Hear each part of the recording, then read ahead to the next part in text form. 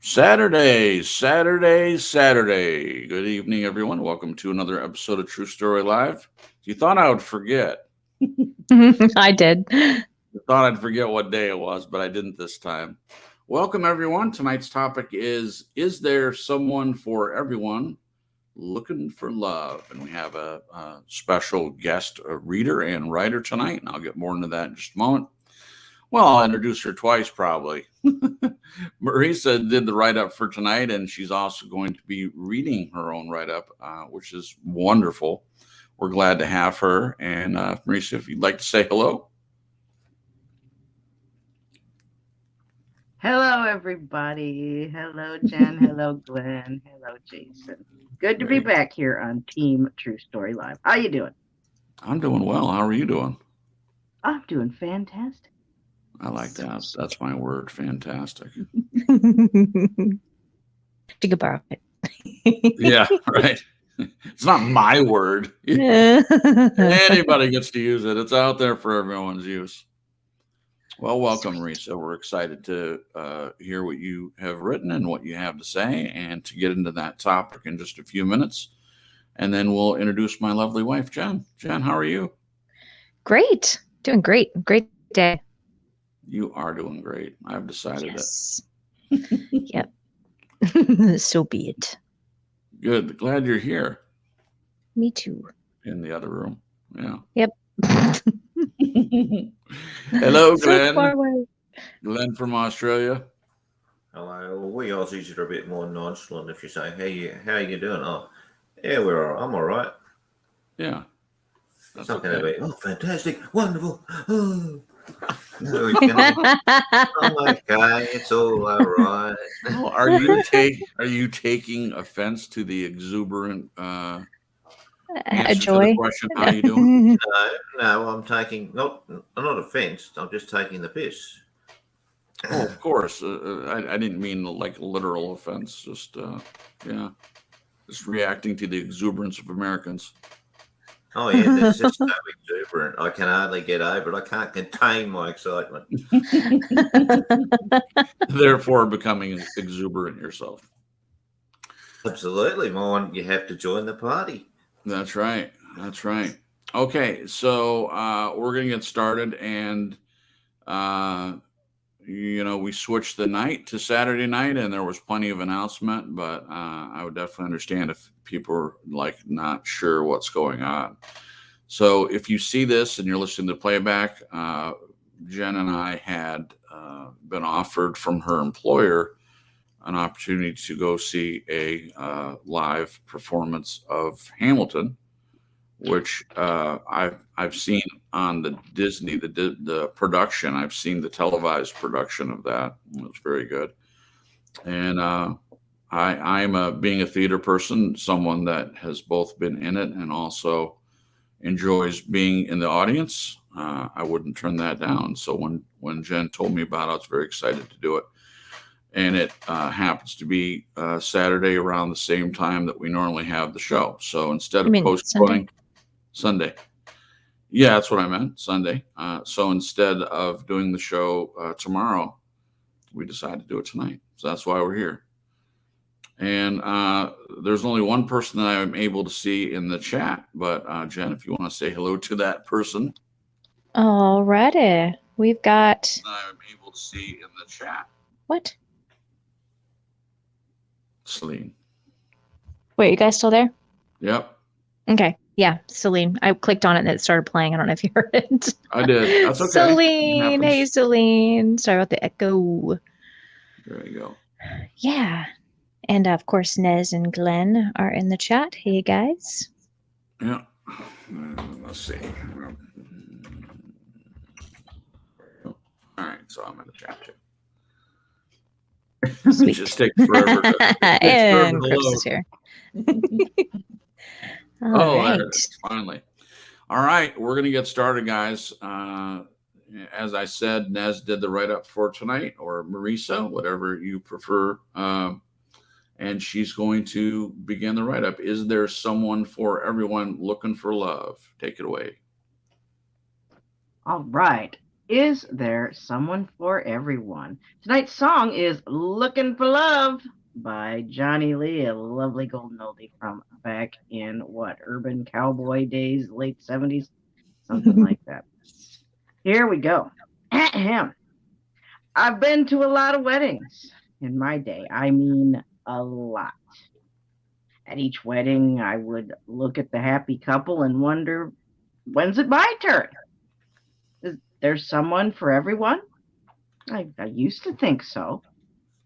Do we get conditioned as children into believing there is someone for everyone? Is that appropriate and healthy?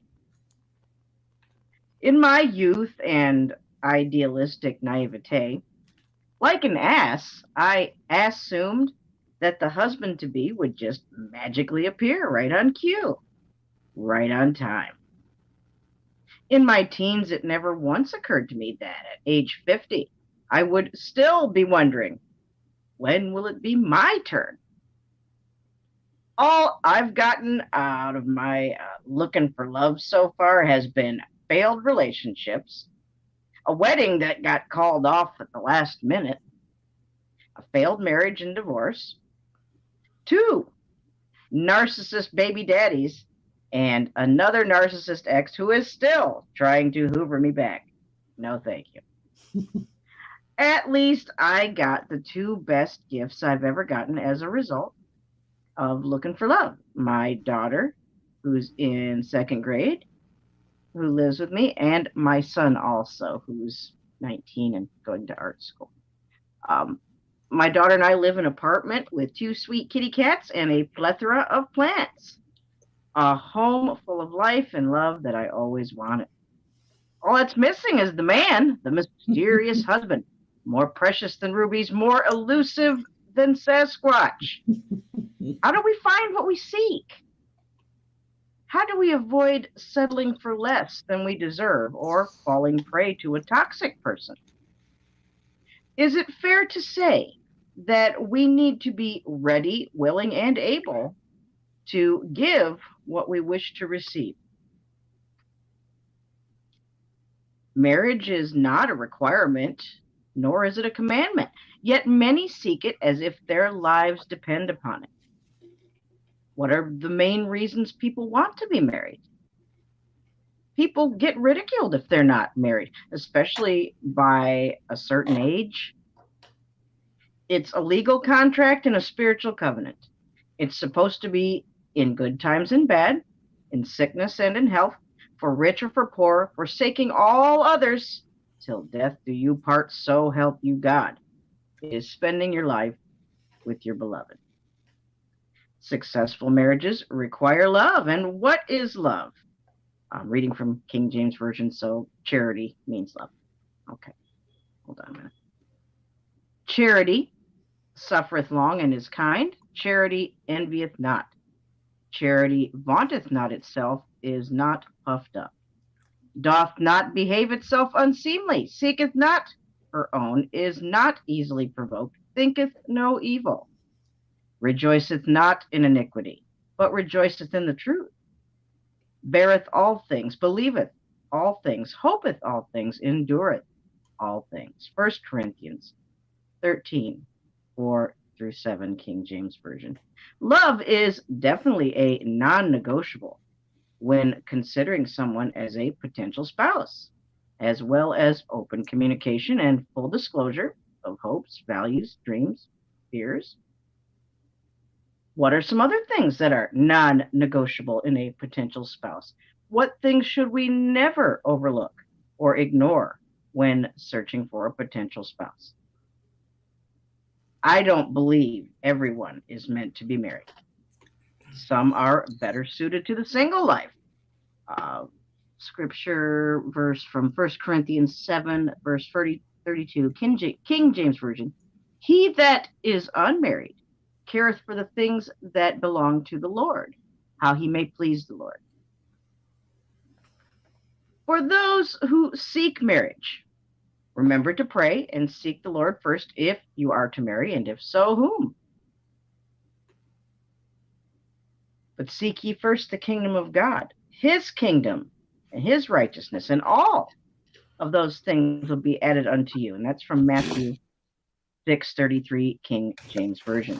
Going to God first is always the best plan. He will always give you what you need.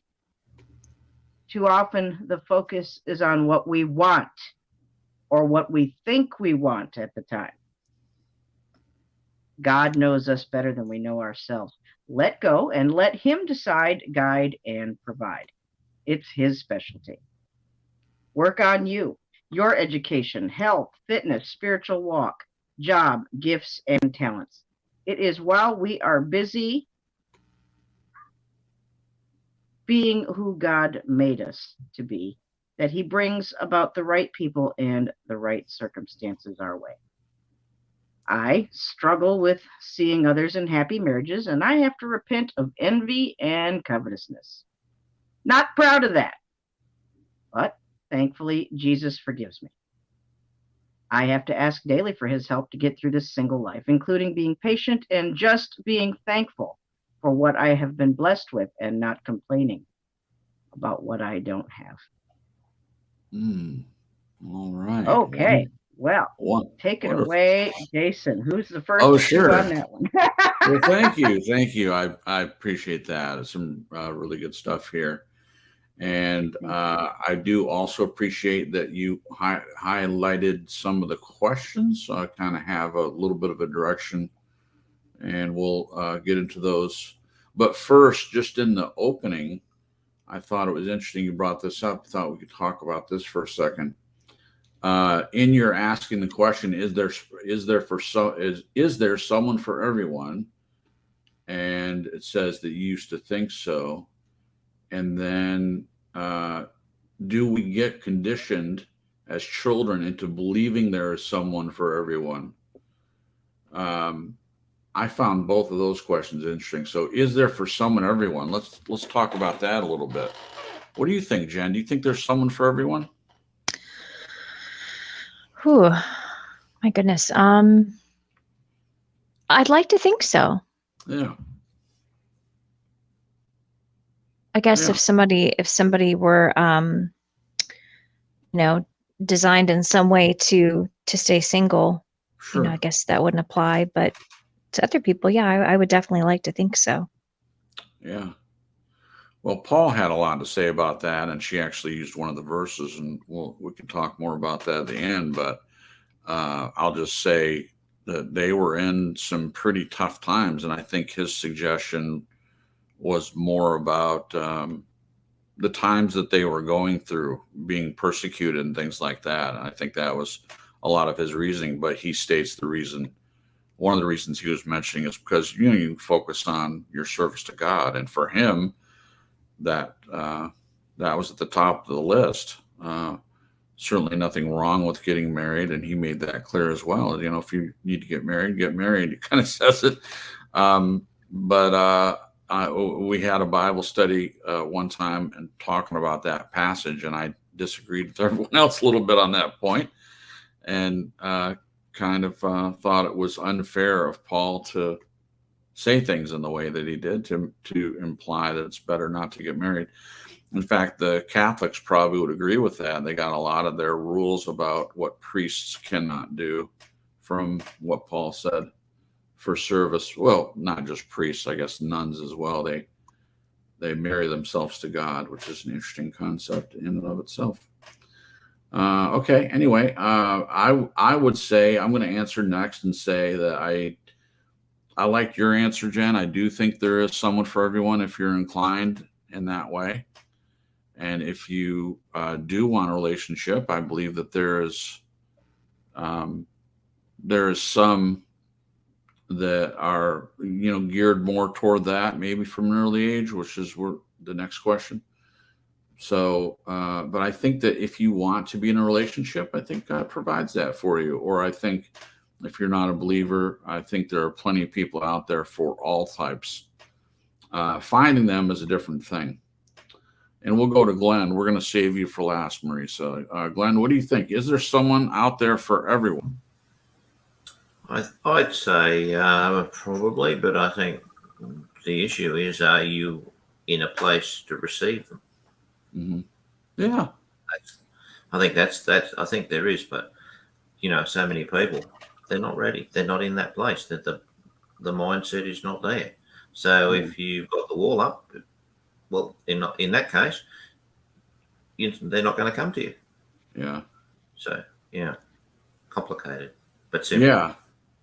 Well, yeah. Thank you, Glenn. So Marisa talked about this further on in the write-up when she said, work on you, your education, health and fitness, spiritual walk, job,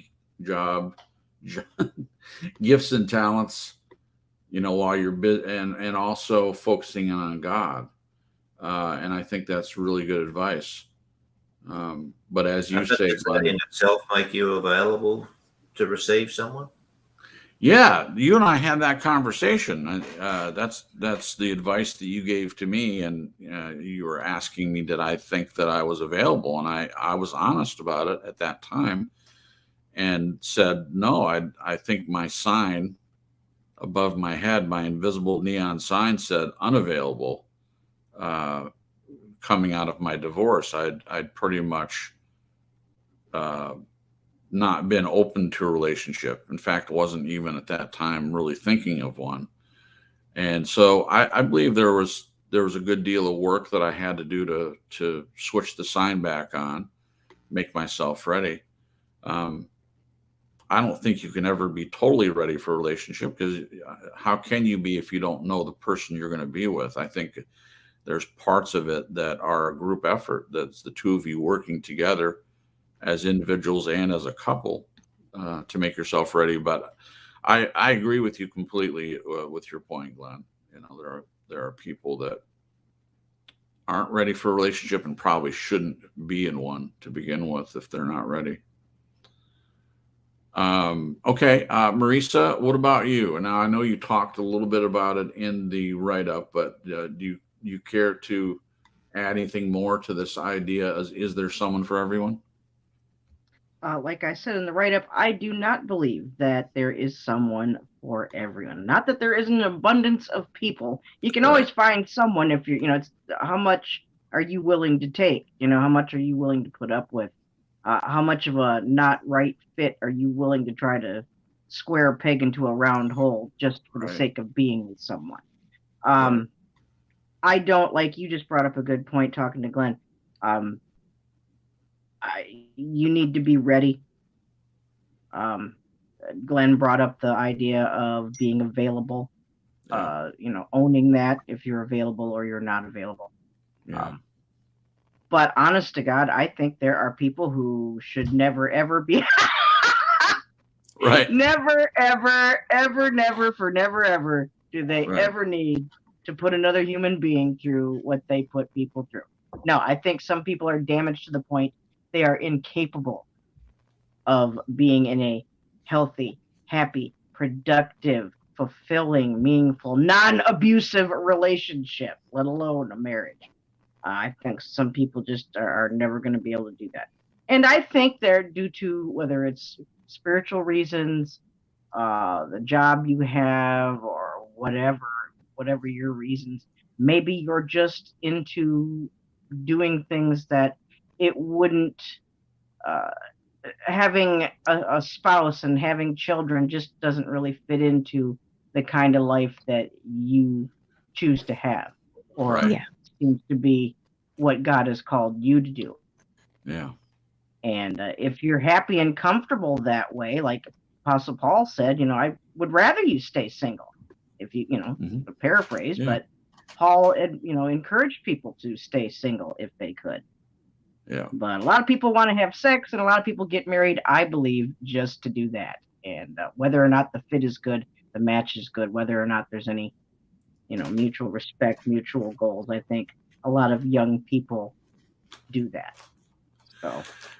Well, they sure do. In fact, it's so ironic that just earlier today, I had heard one of the YouTube storytelling channels, Mr. Ballin, and he was telling a story about a guy who, he doesn't give the ending away, but I'm not gonna do it like he did it, to spend much time on it, but just to say that he cooked up this whole plot with he and his fiance, and made it seem like they were both being kidnapped, and she was put into a hole and tied up, and then he supposedly had been dragged off to another location and had been tied up, and he just happened to have a knife and cut himself free, came and rescued her, and made it sound like, our captors are out there, we need to run, and then traveled around for her aimlessly in the woods for 2 days.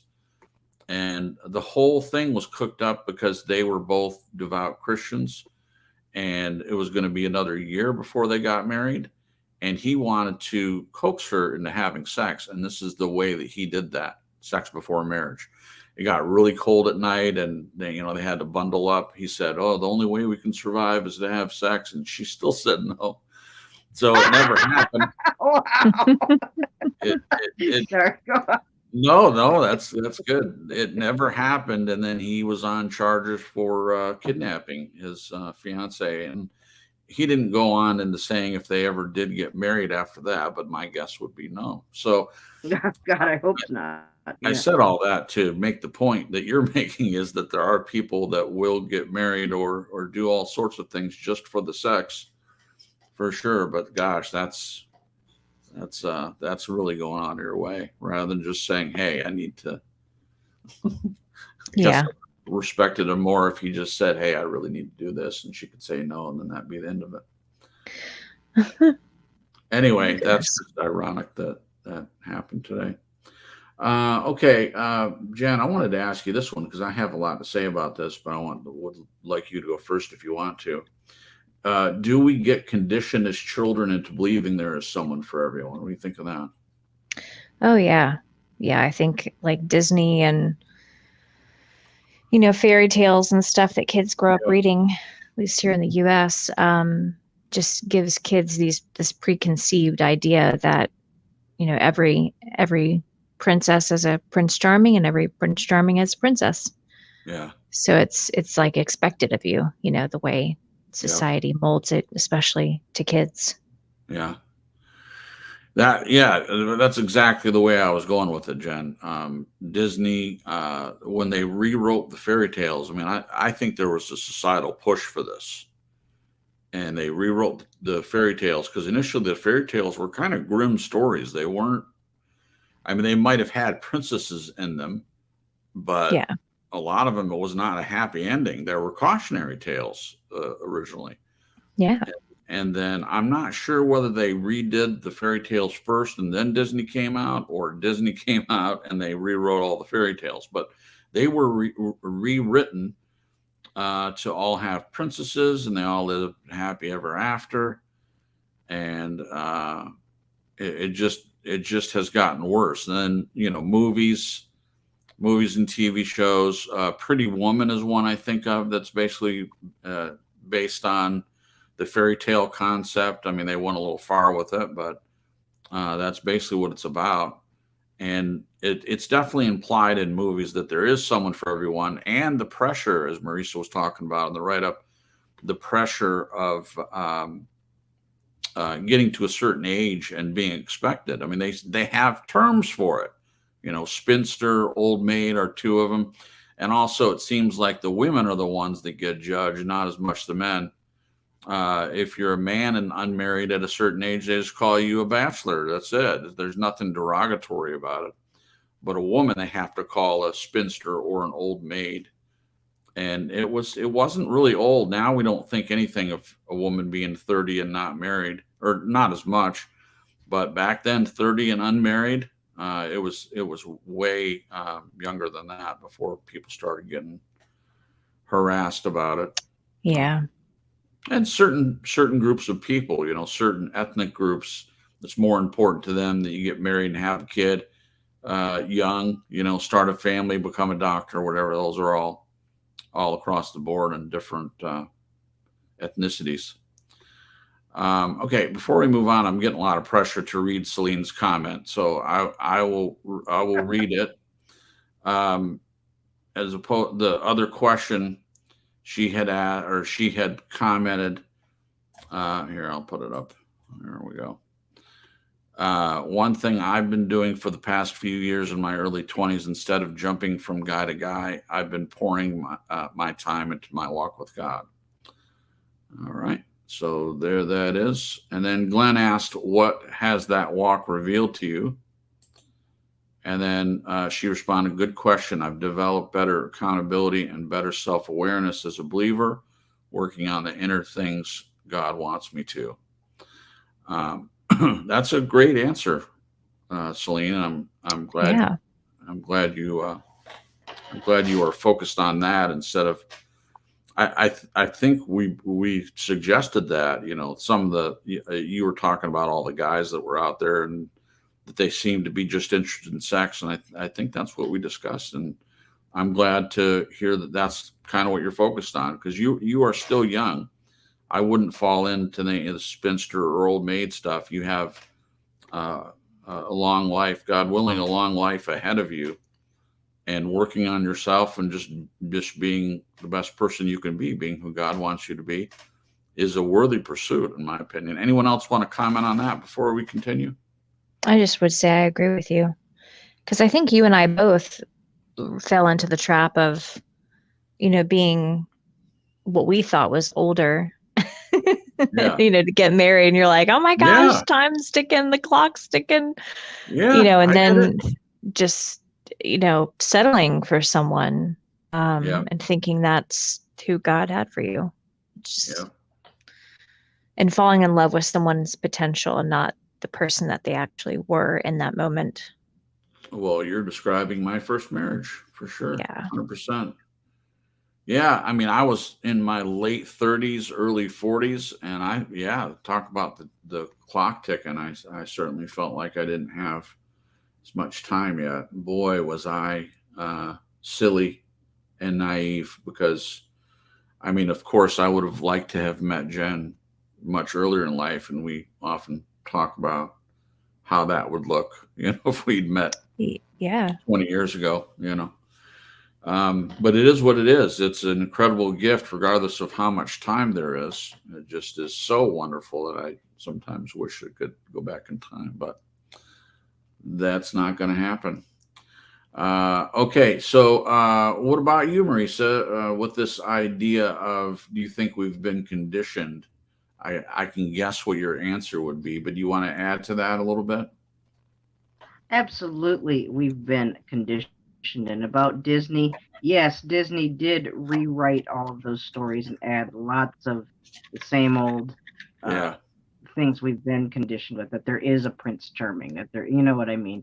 And don't forget, and then we can have another show talking about the pagan aspects of Disney, where there's always magic in every Disney movie. Isn't there? Magic is everywhere in Disney World. Anyway, yeah. When before you continue, when was Fantasia? Because that was the first film Disney did, wasn't it? The early 30s. It wasn't the first. I think the first was Snow White. I'd have to go and look up and see which one came first, but they were both very much heavily laden with magic. You know, that's what I was getting at. Fantasia in particular was talk about pagan. I mean, they even had, toward the end, they had a depiction of evolution, you know, showing how evolution came about, and then it had a depiction of, I believe, Satan and the light Night coming. on Bald Mountain. Yep. Yeah. So, but absolutely, we are conditioned. We're brought up in, you know, literature, in movies and TV shows. Absolutely. How many go to any video store? Well, back in the day, we used to go to video stores. I remember those days. But they're still around. The so and so got married. Yeah, there's another show right there. But wedding, my big fat stupid wedding. This, you know, how many bridesmaids? My wedding. My big fat stupid wedding. My big fat stupid wedding. You said my Muriel's big fat wedding. stupid One of wedding. my favorite videos. One of my favorite movies out of Australia. Muriel's Wedding. Wake up yourself. Oh God, I love that movie. But absolutely, we're hit in the face with it all the time.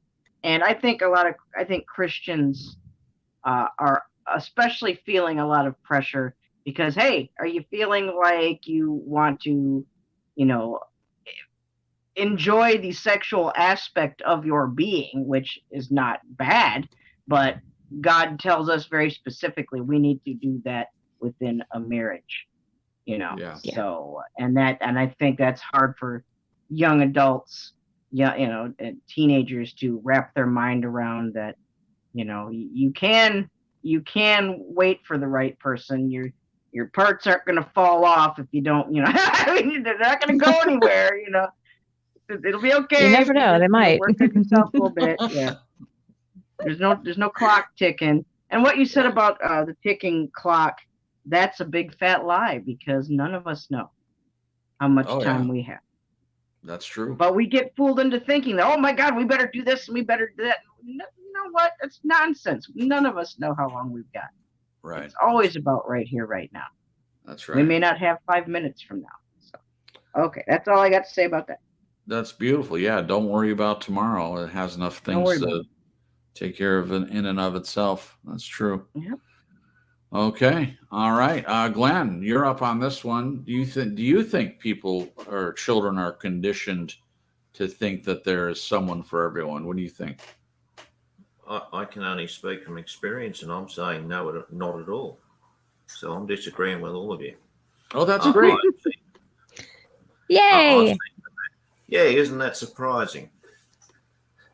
Yeah. I've seen the movies. I've been with the parents, and I've never either. I just didn't see the message that was being projected. I never even thought about it. The only thing that I can see that was in front of me was that there was a stereotype.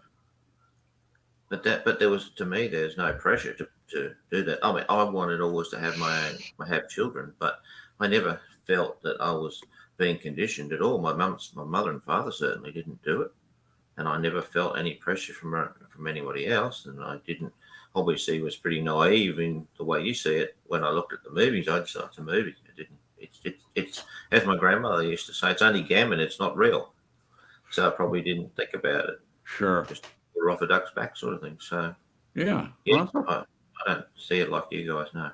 Oh, that's fine. Yeah, thank you, Glenn. Yeah, I mean, who knows? It might be different that part of the world. I don't know, but definitely the point could be made that they are pushing something, and people have talked about how they're waiting on Mr. Right. And then it changed to, instead of waiting for Mr. Right, they're waiting for Mr. Right now.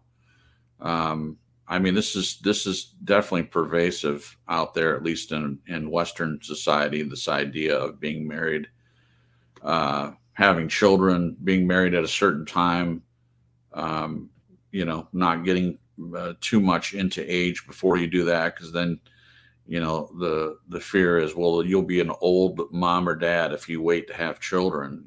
One thing is getting married. The other thing is, when you're going to start having kids.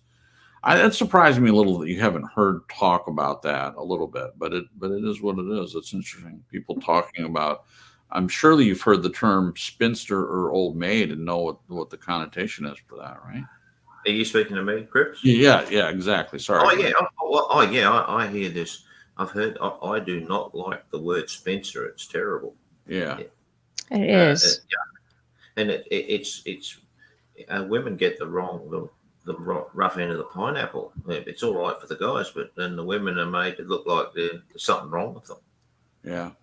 Like that. Oh, what's her problem? Yuck. It's all pretty negative stuff. Exactly, Glenn. At least here in America, men are told to be wild and free and have sex with as many women as possible and stay wild and free. But the women, I feel, are under a lot of pressure to stay home, have those kids, squeeze out those babies, keep that house, and have that dinner ready, or God help you. So anyway. No, I don't. That's what I said. That was the stereotype I grew up, where the lady stays home and does the cooking and the washing, and the guy goes and earns the money. Yeah. But obviously, this is way different now. Way different. Since when I was a child, crikey's. Oh yeah. I mean, now the whole family thing is kind of put by the wayside. There's not as much of a call to be a family. Like and there's even less guys who want to get married now, even the Christian ones. Why bother? No, you're right. I mean, why bother?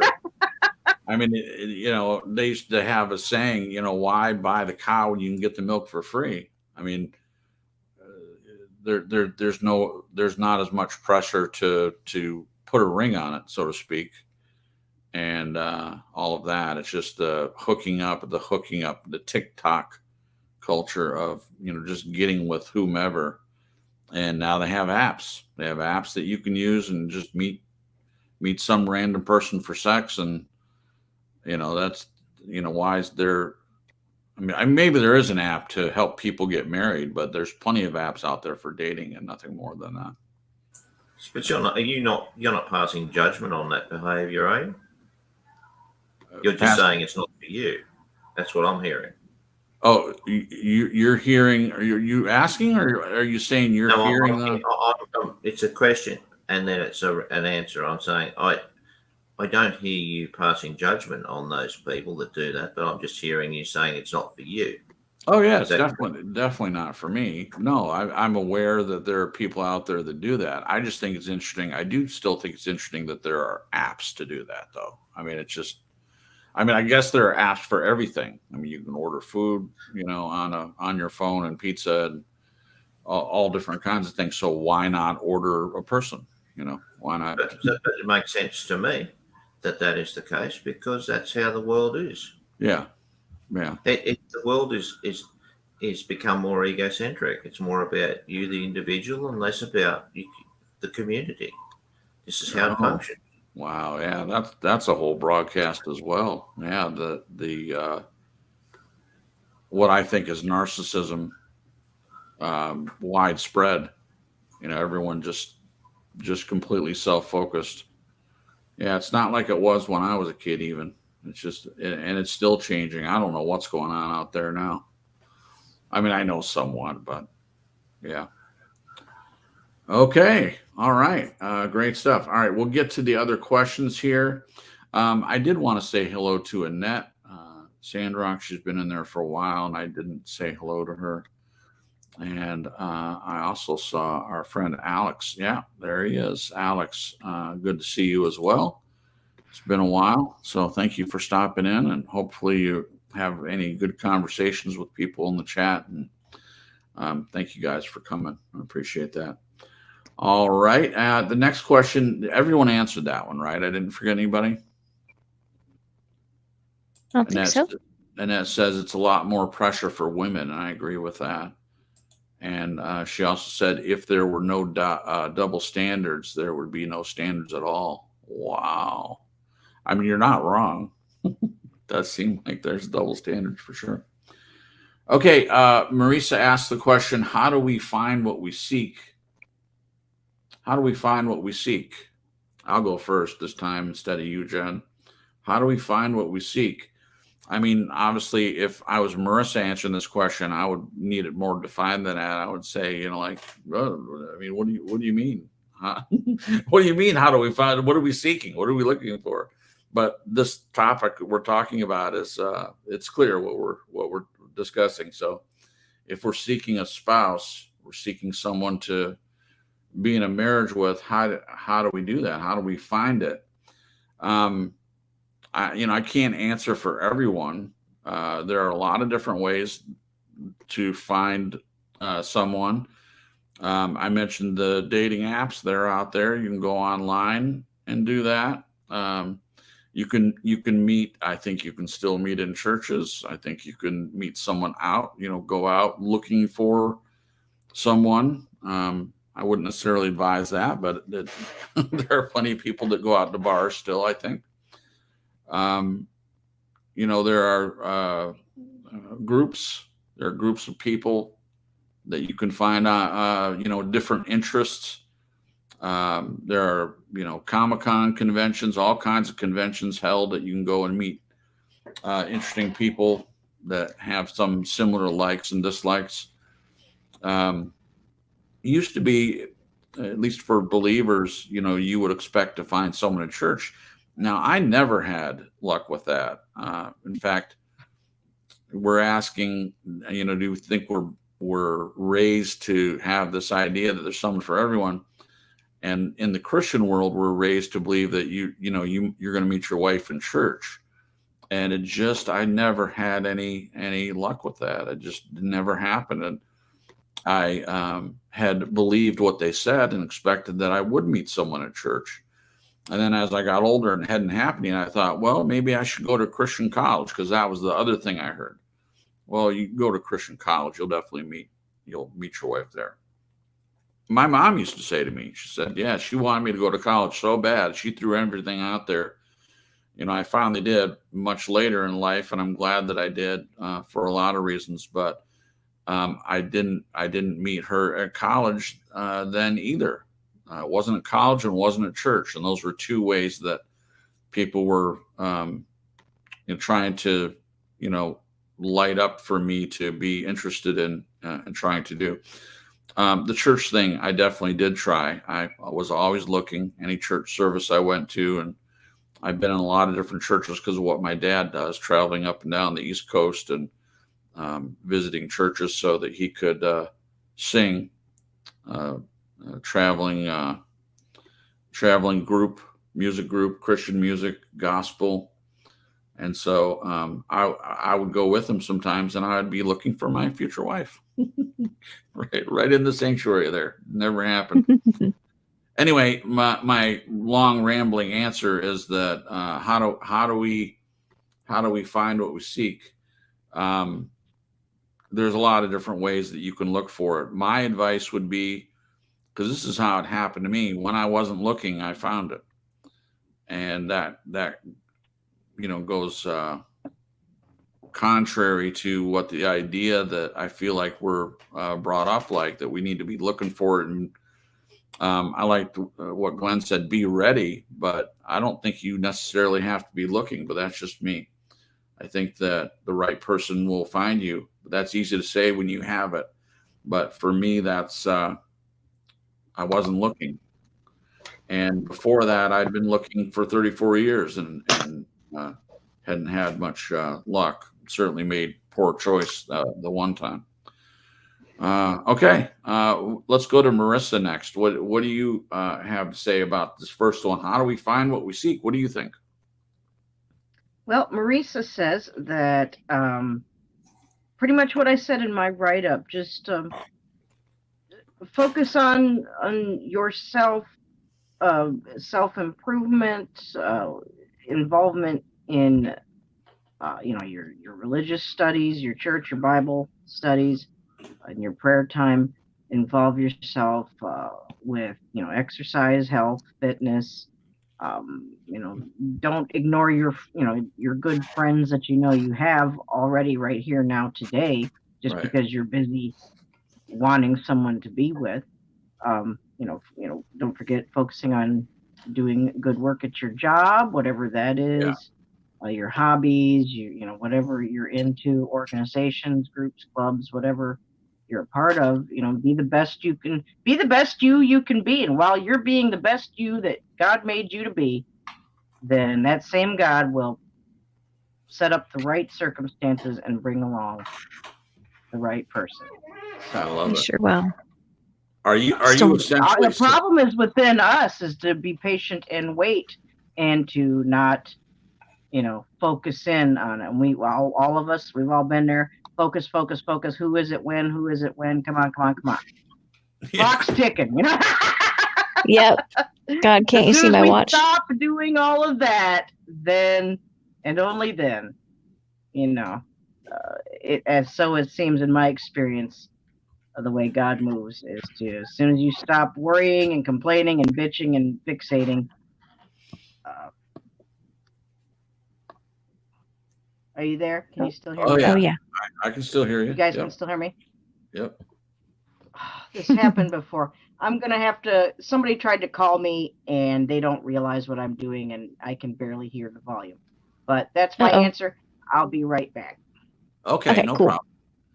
I'll be right back. Okay.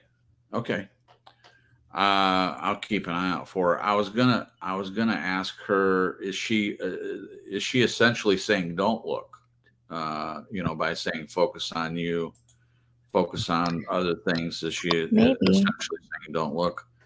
Well, if she was, I was going to say I agree with that. Yeah, right. Okay, so you're up, Jen. What do you think of this one? How do we find what we seek in the realm of looking for a spouse or someone to spend your life with? I guess we don't. I was going to say, I like Marissa's comment. She stole mine.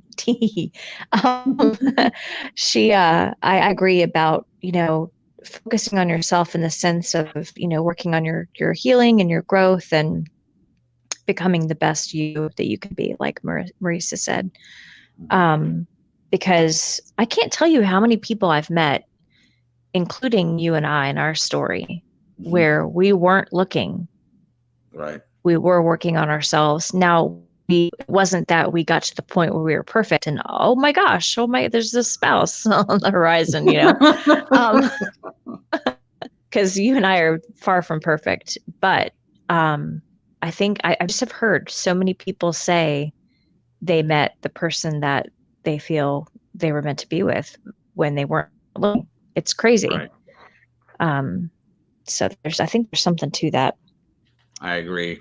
And there are a lot of good stories out there where someone wasn't looking and they found it. I completely agree. And I just want to add, Jen, what you said is absolutely true. Neither one of us are perfect, but in my opinion, you're perfect for me. And that's not a throwaway line. It just is true. It's not about perfection. It's about someone being perfect for you. And if you find that, you're really, really blessed. Okay. What about you, Glenn? How do we, if someone is looking for a spouse, if that's their desire, how do you think they find that? I agree with you. Give up. Oh, okay. Personal experience. The more I sought, when I was seeking and actively trying to do that, I was spectacularly unsuccessful. Right? I gave that garbage up. Geez, the floodgates opened. I suddenly found myself on all these dates. I mean, what can you say? I'm as confused as anybody else, but it works. Yeah, it's weird. The people come to you obviously when you are in this mode that you've got desperation to find someone, you are not attractive. Right. Or you attract the wrong people. Yeah. Well, I found it didn't attract anyone. Because it wasn't like that. Well, certainly nobody that I would be interested in. But the reverse of that is they weren't interested in me either. Right. That was you got to look at it the other way as well. But as soon as I gave that rubbish up, as I said, oh my goodness, I was just laughing to myself just thinking about it. Like after Sandra and I got together, the phone kept ringing, and Sandra says, "Another woman on the phone for you, Glenn." And I'm like, oh mate, my life has had some fantastic experiences. But yeah, don't bother. Just make yourself available. Number one, don't seek it, because if you start having a preconceived idea of what you want, guaranteed it won't necessarily be what you're going to be presented with. So you've got to be open about it. True. Just let it all go, man, and go with the flow. Then they pop up. Look, Jen popped up. Sandra popped up. Other people pop up. You bet. And it doesn't use your energy. You're not stressing out about, oh, I haven't found someone this week. Oh, life's a disaster. Get over it. There you exactly. go. My answer. Thank you. Can you read Celine's comment, Jason? That was really good. The last one? Yeah, the last one she put in. Sure. Starling Swallow, my generation seems to be averse to dating and relationships and even sex in general. We are so glued to our phones, we don't know how to interact with each other. Well, there's two separate points there, Celine, and I'm not saying I disagree with you, but on the first point, I don't see that, but you're in that age group. So if that's what you think, I'll have to take your word for it. But it still seems like there's a lot of people still interested in sex, at least. I don't know. I don't know about dating and relationships. I have heard about not being interested in relationships. I have heard that. And I guess I don't know about dating. I haven't been on the scene in a long time. But I still hear people, looking to hook up and stuff. I mentioned that because I occasionally look at TikTok, and it seems that there's still some people out there, at least. But the other point that you made could be a whole show, when you say we are so glued to our phones, we don't know how to interact with each other. There's 2 points in there. One is the issue with being so glued to the phone. And the byproduct, in my opinion, of that is they have no idea how to interact with each other. I actually heard someone the other day, he was a baby boomer, so it's the generation above mine. But this person was noticing they had grandkids, and he was watching them, and without their phones they have no idea how to have a conversation. So much of the conversations are aided by having the phones. Like back in the day, and this is a silly example probably, but when you'd watch a movie or you'd be having a conversation about some actor or actress, you had to try to come up with it. Or if you're an answer to a trivia question, you had to try to come up with it on your own. You didn't have your phone that you could just, plug it in and look it up and find that answer right away. Yeah. And you would say, oh, there's some advantages to that. Yeah, absolutely. There are advantages to have that much information at your fingertips. But the point that he was making was the idea of sitting together in a group all on your phones, and then you might see something funny and share it with everyone in the group on their phones, send it off, and you might laugh about it, but there's no real interaction with one another. So that's a good point, Celine. I appreciate it. Want to say hello to Janet. You've been in here. She's been in there for a while, and I didn't say hello, I don't think. And also Lon, Fisherman in a Box, is in there. So good to see you too. Hope you are doing well. Thank you for stopping by. Really appreciate it.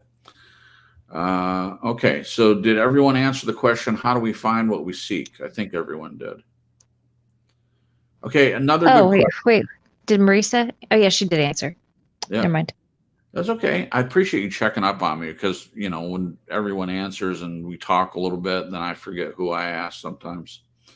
Okay, this question's a good one, in my opinion, too. How do we avoid settling for less than we deserve or falling prey to a toxic person? So it's 2 separate questions that are related, though. How do we avoid settling for less than we deserve or falling prey to a toxic person? I would say that you could do both. They could be one and the same, or they could be separate. So Marisa, how do we avoid settling for less than we deserve or falling prey to a toxic person? You must have something to say about that. Learning from our mistakes is at the top of my personal list. Yeah. My goodness. Those who ignore history are destined to repeat it. True enough. Wow. Red flags come up. Pay attention to them. If you're getting that gut feeling, I'm 50 years old and I can tell you, if I would have listened to my gut, this big fat thing right here, if I would have listened to it the times that it was going, it would have saved me a lot of trouble. What in the hell? Uh-oh, trouble. Anyway. That was good comedic timing. It's a 3-ring circus here in those studios. It certainly is. But yes, yeah, if I would have listened to my gut, there's something to that. We're spiritual beings inside this physical body. Right. And all right, everybody knows what it feels like when, like say, what it feels like when someone's watching you. That Yeah. unexplained, uneasy, something wrong or we shouldn't be doing. You get that same well, that can happen when you meet certain people or Yeah. someone says or does something that crosses the line of, yeah, that's a red flag. That's not so funny. I need to pay attention to that. Pay attention to those things would be my two things. Learn from your mistakes and pay attention to what your own body, your own spirit, your own gut is trying to tell you. Sure. Okay. Thank you, Marisa.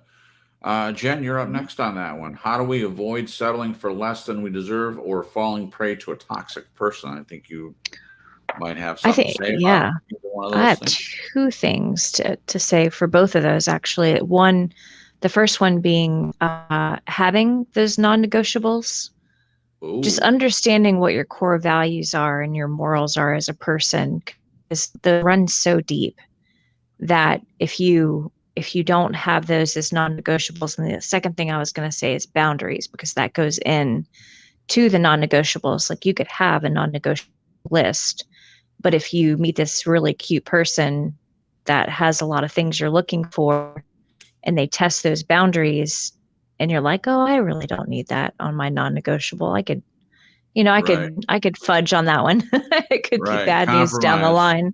Compromise. Yeah. So I think having an idea in your mind of what your non-negotiables are, and then having boundaries, protecting those things, to know that, it's not just because you're a stuck up person that thinks so high about yourself that you can't move on those things. What it is part of it's protection, and another part of it is just being aware of your own self and your needs and your wants and, all that stuff. So those are the two things I was going to mention: negotiables and boundaries. I like what Marisa said about that gut. I think it's really important for people young in age to even learn about what that is and be aware of it, to know when to move on it. Women. Yeah. Especially young single women. Especially. Yeah. Listen to that gut. Great answers, if I had ladies. listened to my gut, I wouldn't have been kidnapped and raped at gunpoint. Holy crap. If I had listened to my gut. But that's another show for another time. Wow. Well, that's... Yeah, wow. True story live, baby. Yeah. True story live. Yeah, I'm sorry that happened to you. Yeah, that is another... If that's something you ever care to talk about, I mean... We can talk about it sometime. Okay. So I'm going to say yes to both of your answers. As far as your gut, I can respond to that. And in my first marriage, I definitely had gut feelings. In fact, I went a step further. I responded to my gut feelings and actually asked the questions. You guys have heard me talk about premarital counseling, and I brought all of them up. And the problem was I didn't take it far enough. I did take it further than some people do. In other words, recognizing that you do have gut feelings and actually bringing them to light, not just keeping them to yourself. And I just should have taken it one step further. And when I heard the answer, I'll work on that in the marriage, I should have questioned that more than I did. So I still essentially overruled my objections, my own gut feeling, my own red flags, whatever you prefer, and gave it a shot. And the reason I did that was for several reasons. One was the one that we already mentioned, that the clock was ticking. The other was I figured since God wasn't doing it, he obviously wasn't paying attention. So I was going to take matters into my own hands. Another mistake. At least another mistake for a believer. If you're not a believer, then it's a non-entity there. Second part, settling for less than we deserve or falling prey to a toxic person. If you're listening to your gut, I mean, there are some toxic people out there that are very good at what they do. Very good. So your gut may help you. But also I would say that to be aware of what's out there, There's a lot of information about narcissism, a lot of information about what they do, the love bombing at first, them mirroring you, seeing what your likes and dislikes are. And you can, with social media, they can figure out more about you in 10 minutes looking at your most social media sites. You know, what songs you like, how you like to dress, who you like to hang out with. They can find so much information from that. And a lot of them do. A lot of them will find, you know, let's say you meet a toxic person at a party, and that initial meeting, mutual friend maybe, let's say, and they get your name and they, you know, research you before they make an attempt. They might do it right there at the event that you met at. They might be on their phones for a while, and then when they feel like they have enough to start with, they'll come find you and you know, throw up, hey, I went and saw, you know, Blues Traveler. It's been a while.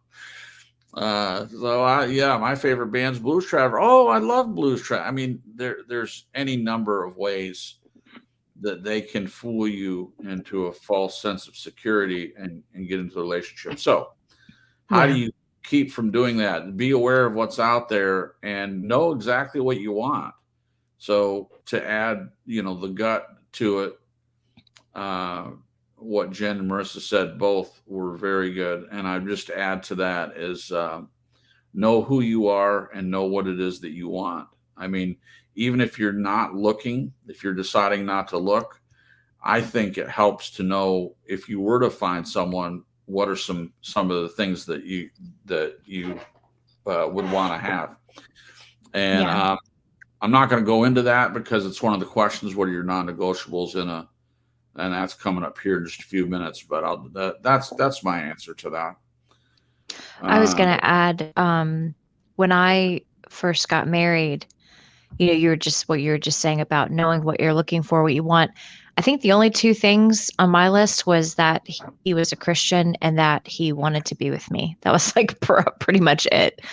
I didn't really, and because I was in a place in my life where I hadn't gotten to know myself.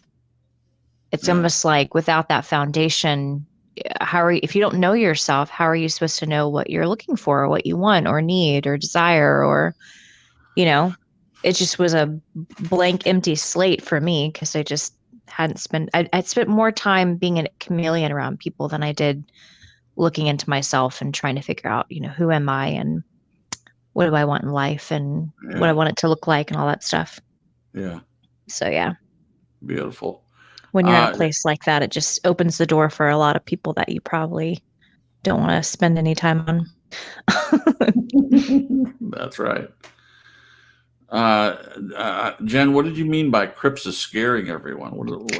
Oh, you were talking about people like just stalking you online and finding out what your needs are in order to trick you. And I just was making a joke. Oh my gosh, sorry. Didn't mean to make it sound that way. No, it's true. It's absolutely true. Yeah. It is true. Yeah. Okay. I was getting secondhand anxiety. I'm like, oh yeah, I'm not in the market anymore. Oh no, yeah.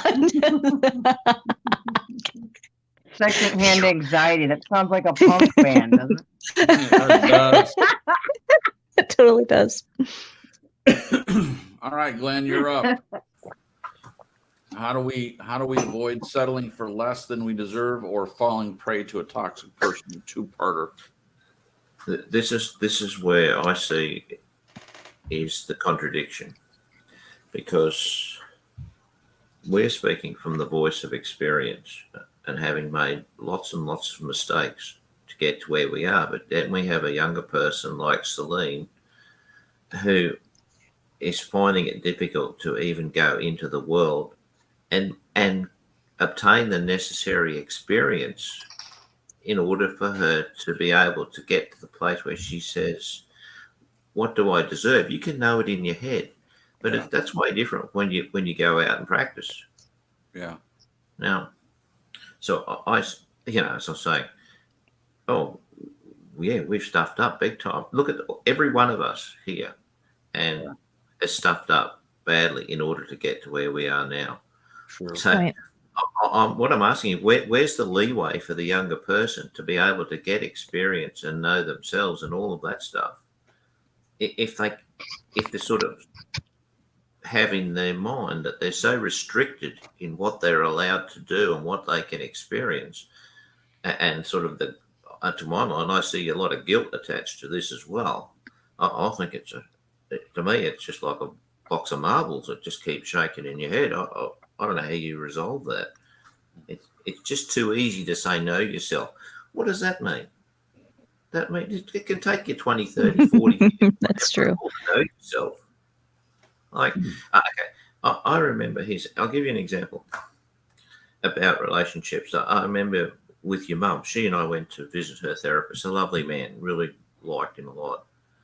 And he said, he said to us, he said, look, you two are a really wonderful couple. You really get on. What I'm seeing from this side of the table is you're really kosher, sort of thing. Yeah. And he said, but there's a possibility for me. He pointed at me, looked at me, and he said that this is a transitional relationship for you. In other words, this is a relationship that I need to have before I'm going to move to another relationship or relationships. Oh. So when that happened, and after that happened, your mum and I discussed it, and down the track somewhat, I can't remember the chronology of it all. She came up with this thing that she said, I don't trust that you love me as an adult. I see that you love me from a place of your child. The magical child. The magical child, exactly. And you've been yes. Well of it.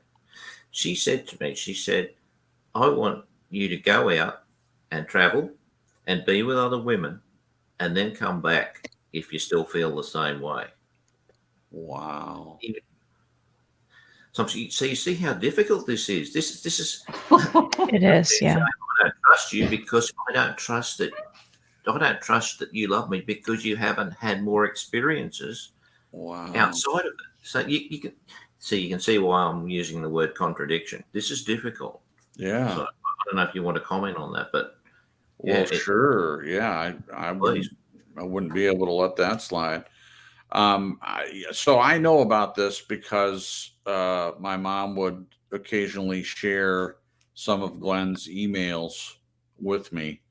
And then after the fact, after she died, Glenn shared more. And I was able to look back. Also, my mom had written some things down. And when she died, I found a lot of her writings. And there was a journal that had some things in it as well. And of course, when you lose someone, there's an interest in, remembering them. And so my mom wrote everything down, and fortunate that she did. And I remember seeing this idea that she had about Glenn's magical child. Now, for those of you that don't know what that is, I mean, it might be self-explanatory from the phrase magical child, but it essentially means the child within. And the person is, in this case, my mom was accusing Glenn of loving her from his child place and not the adult place. We all have, the theory is, I'm not saying that this is 100% true, it may not be true for others.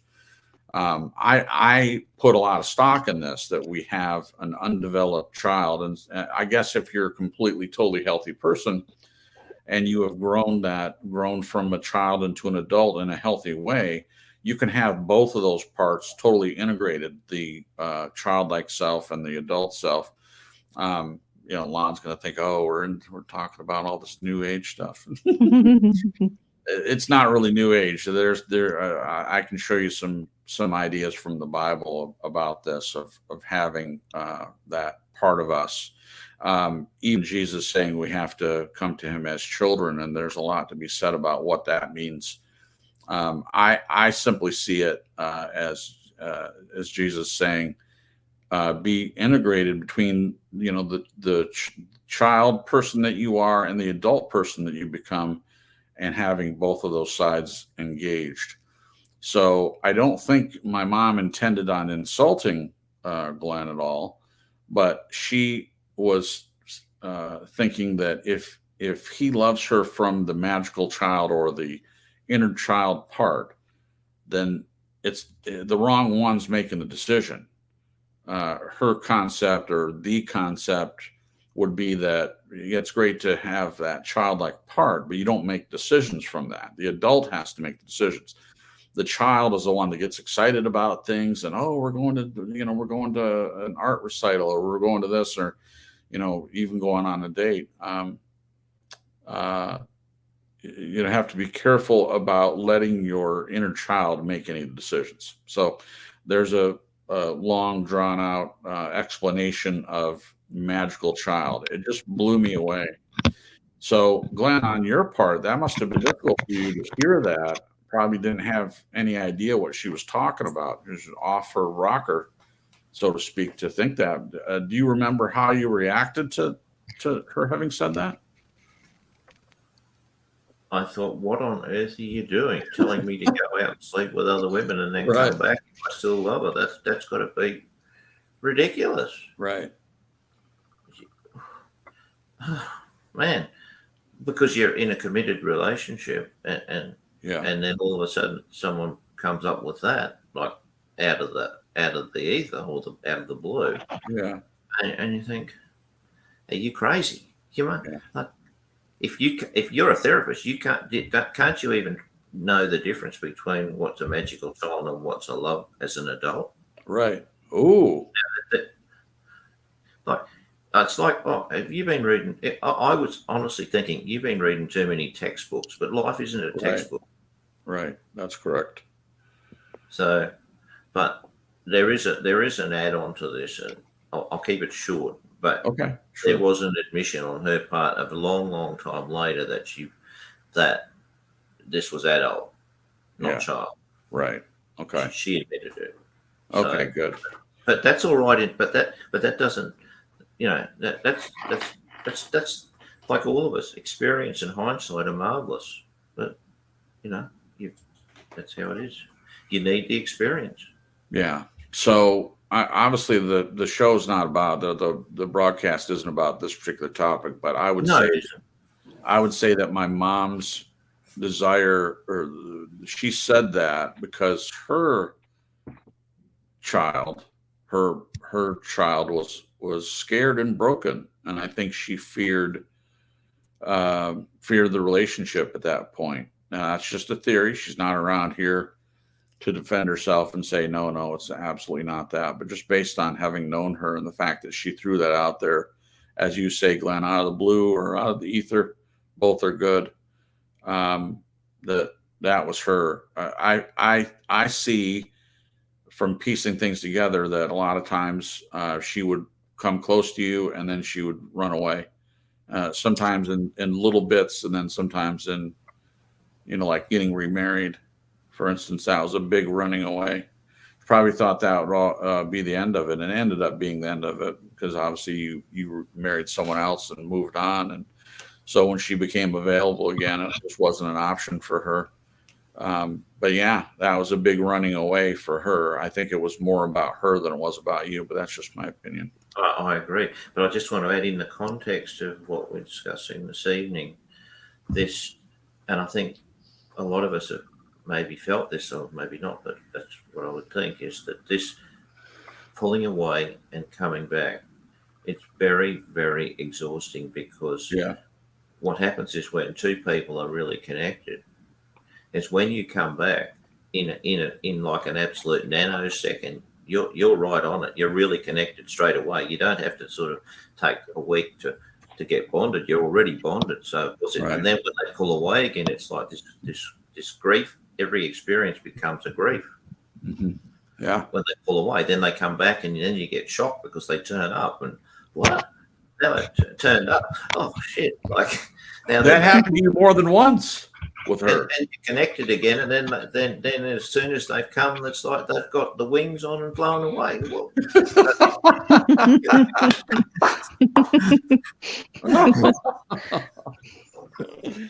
I can see it. Madness. I commend you for even putting up with that. I mean, that it had to have been stressful, and it would be for anyone. You're not just talking about yourself. You're talking about anybody that is in a relationship with someone that they come close. And I've seen this in other relationships, not just the one that we're talking about, these people that they keep coming in and out of your life. You know, you date them for a little while and everything's great, then they disappear, and you're like, what the heck happened? And then 6 months, a year go by, and here they are again. They reach back out to you.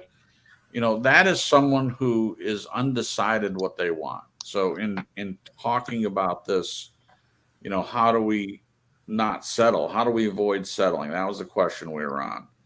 How do we Chris, let me avoid? just add one thing, please. I just need to add this because you do have to laugh, like, and smile to yourself because, like, you know, as lovely as she was a bit erratic at times, and she'd say, "Don't contact me. Look, do not contact me. I don't want to hear from you. I don't trust you."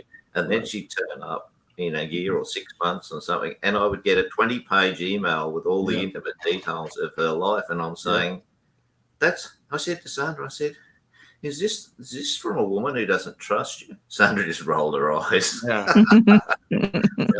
Oh man, life. I'm sure everyone out there's got these wonderful stories that could bring some smiles. That's for sure. So there you go. That's true. She was an incredible person, and some of how incredible she was made it hard to be close to her from time to time.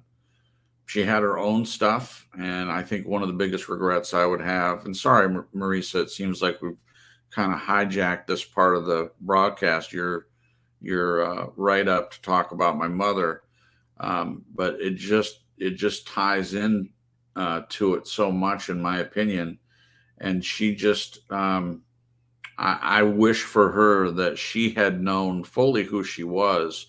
I think she did in some ways, but I feel like if she'd just taken it a step further and accepted the love for what it was from Glenn, we could be telling a very different story. I mean, she still might have died when she did, but the last 6, 7, 8, 10 years of her life might have been a completely different story to tell, or, you know, it would have had to been before that because of Sandra, obviously. Sandra, but you get what I'm saying. If other choices had been made, other roads gone down, you know, it's a different story. So my point is, a lot of it in this idea of how do we avoid settling.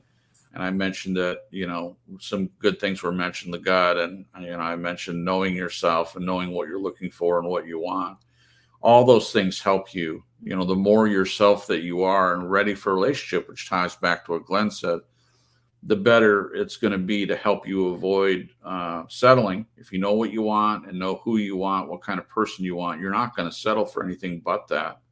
Yeah. And then it will also help keep you away from toxic people, to know what you're, you know, the words coming up. So I'll just say it, but your non-negotiables, what those are, having those embedded in your mind is definitely going to help. Great answers. We went for about 20 minutes on that one question, so that's great, Marisa.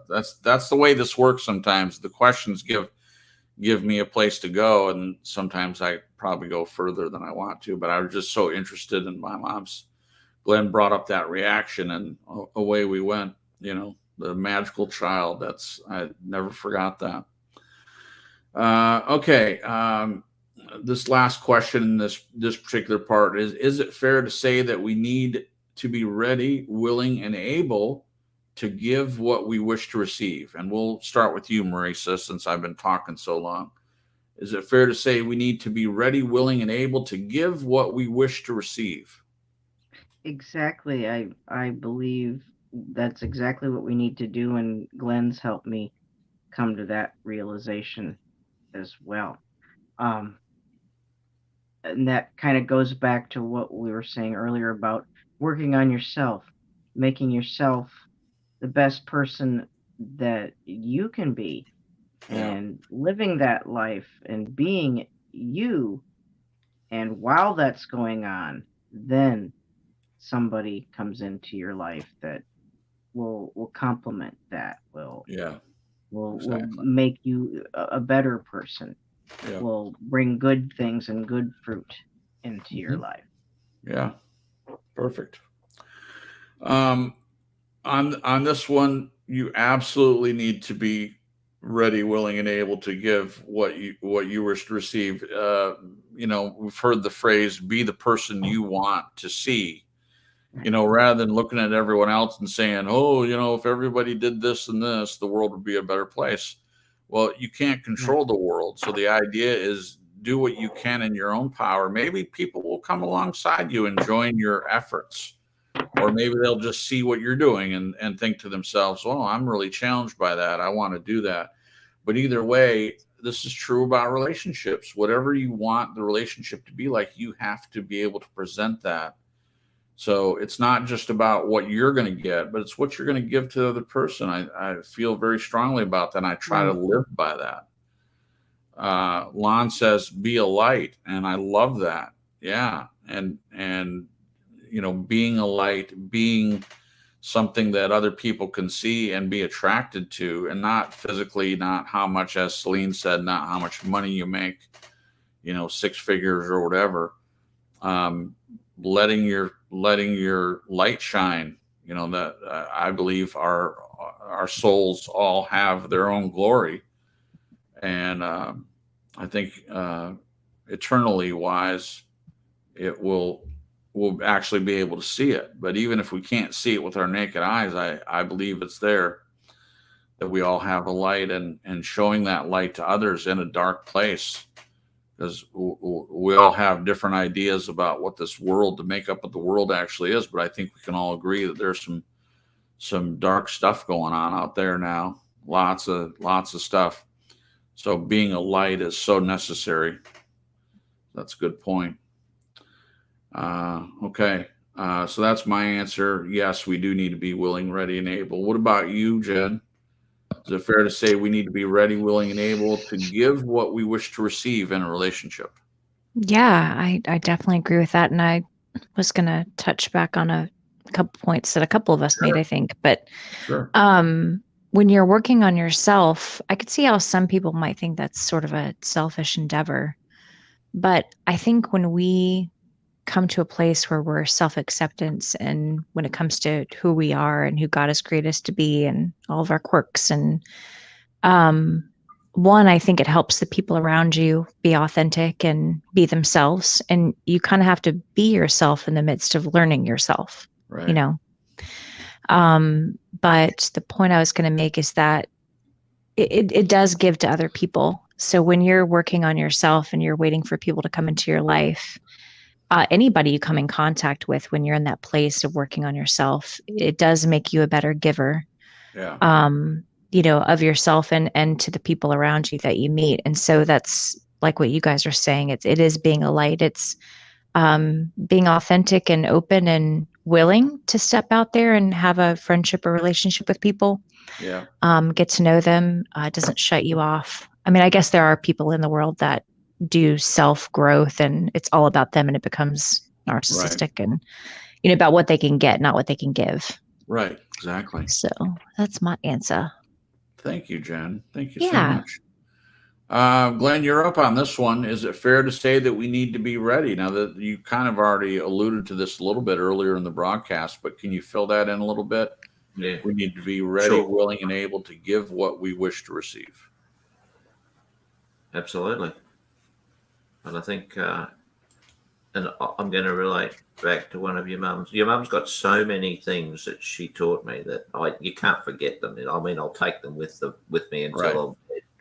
But one of them was, if you're attracted to someone, look in the mirror and see a reflection of yourself.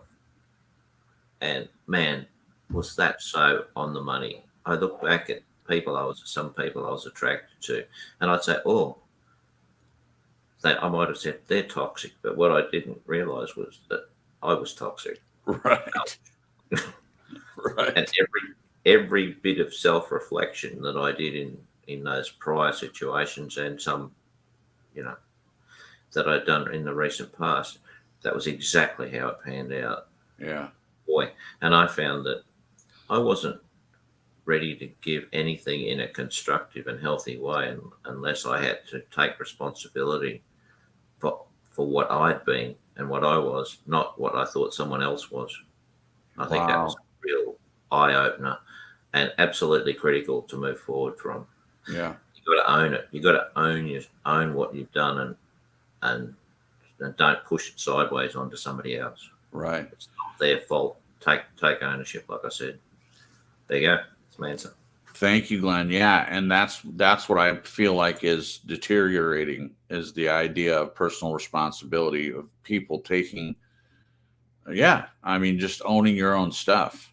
I mean, it just seems like we're in a culture where everything gets blamed on someone else. It's the politician's fault. It's the leader's fault. It's the government. It's the police. They're the bad eggs.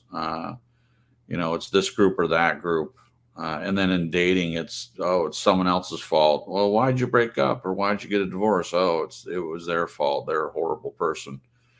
But I've talked to Jen about this many times. The way I look at relationships, even if I'm not wrong in a situation, I have to own my own part of it. I mean, maybe the way I reacted to something, maybe I wasn't wrong. Maybe she was wrong. Maybe I'm wrong, and she chooses to look at herself and see if, hey, how did I play a part in the reaction that he had? If both people are doing that, it covers a lot of ground. Everybody takes responsibility for themselves. It doesn't devolve into this finger pointing and blaming other people for your own stuff.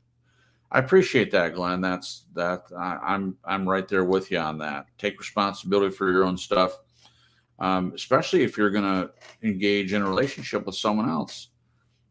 We've used the analogy, in relationships, they always say, well, we have baggage. We all have baggage. And I think there's some truth to that. We all bring something into a relationship, just up to you how big the bags are.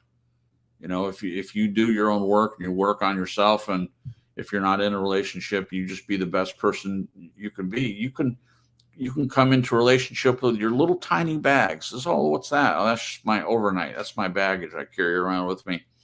I mean, yeah, in a perfect world, we would have no baggage. We would own all our own stuff. And if we got into a relationship, there'd be nothing negative that we bring with us. I'm just trying to be a little bit more realistic, but at least if you're self-focused, not in a narcissistic way, but being introspective and working on who you are as a person, I think that's the best way to be ready for a relationship. Be willing and able, ready, willing, and able to give what we wish to receive. That's a great question. I think everyone answered that one. Okay, we're in the last section. Marriage is not a requirement or a commandment, yet many seek it as if their lives depend on it. What are the main reasons people want to be married? Well, people get ridiculed if they are not married, especially by a certain age. It is a legal contract and spiritual covenant. It is supposed to be in good times and bad, in sickness and in health, for rich or poor, forsaking all others till death do you part. So help you God. It is spending your life with your beloved. Successful marriages require love. And what is love? Charity suffereth long and is kind. Charity envieth not. Charity vaunteth not itself, is not puffed up. Does not behave itself unseemly. Seeketh not her own. Is not easily provoked. Thinking no evil. Rejoiceth not in iniquity, but rejoiceth in the truth. Beareth all things, believeth all things, hopeth all things, endureth all things. That one's from 1 Corinthians, the KJV version 13, 4-7. And then, in my opinion, love is a non-negotiable when considering someone as a potential spouse, as well as open communication and full disclosure of hopes, values, dreams, and fears. So with all that, what are some other things that are non-negotiable in a potential spouse? So there are several things mentioned. This verse is a really good one, and as Marisa said at the beginning, for those of you that read other versions, which is totally fine, charity is the same as love. So when talking about charity, love suffereth long and is kind. I mean, there's so many good things in there either way. Even if you're not a believer, there are, I mean, to me, it's just these statements that are being made are true. Probably the biggest one for me is this idea of seeketh not her own, is not easily provoked, thinketh no evil. I mean, I've seen so many relationships where it just seems to be two individuals that are trying to couple, and it's not really working out because they each just care about themselves. We're watching a show, You're the Worst, on Hulu, and Jen and I watch stuff a lot of times because of the relationship side. It makes us feel better about ourselves, certainly, but also the psychological side of how messed up some people are. And these two people, I mean, obviously it's exaggerated because it's a TV show, but there's so many ways that we can see this idea of people that are seeking their own pleasure, their own satisfaction, living out their own desires, caring more about themselves getting hurt to the point of ridiculousness, running away, lots of things like that. So this idea from Scripture is it doesn't do that. Real love doesn't do that. It's not easily provoked. It doesn't think evil about the other person. It's not looking to hurt them or revenge on them or anything. And it just seems like when people break up, a lot of times it's just the revenge and evil and these difficult divorces, where it's not just about breaking the relationship, it's about breaking the person. It's just there's some really terrible things. So if everyone went by this scripture, if everyone read it and lived by it, I think there would be better marriages and fewer divorces. What do you think, Jen? What are some other things that are non-negotiable in a potential spouse? Now, I realize before you answer, we kind of we've answered this question before in the non-negotiables, but I think it's so important to keep asking this question.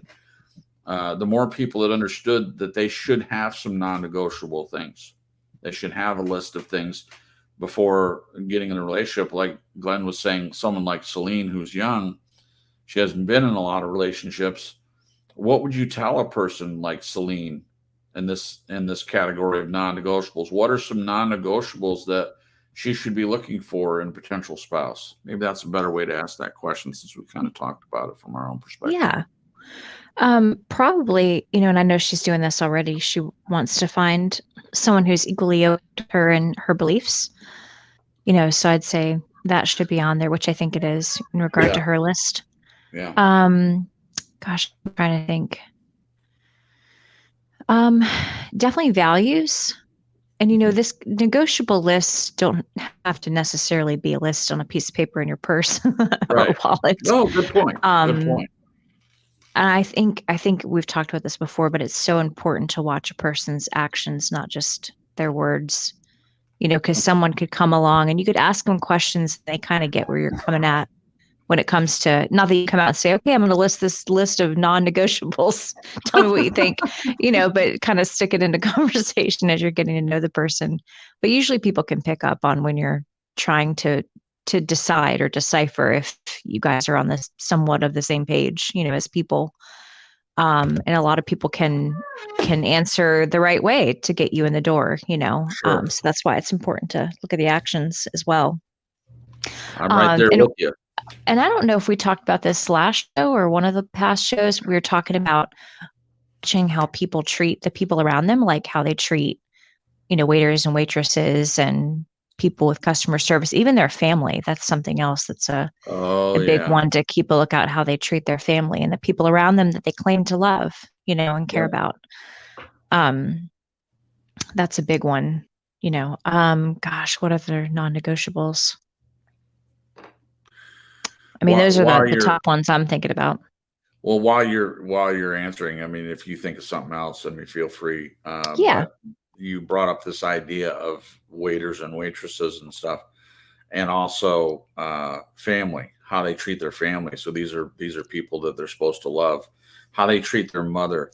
I forget who it was, but it was probably 20, 30 years ago. I heard it might have been a comedian or something. They were saying, I think it was a woman that was talking about that she makes her dating decisions very much on the first date by how the man treats the server.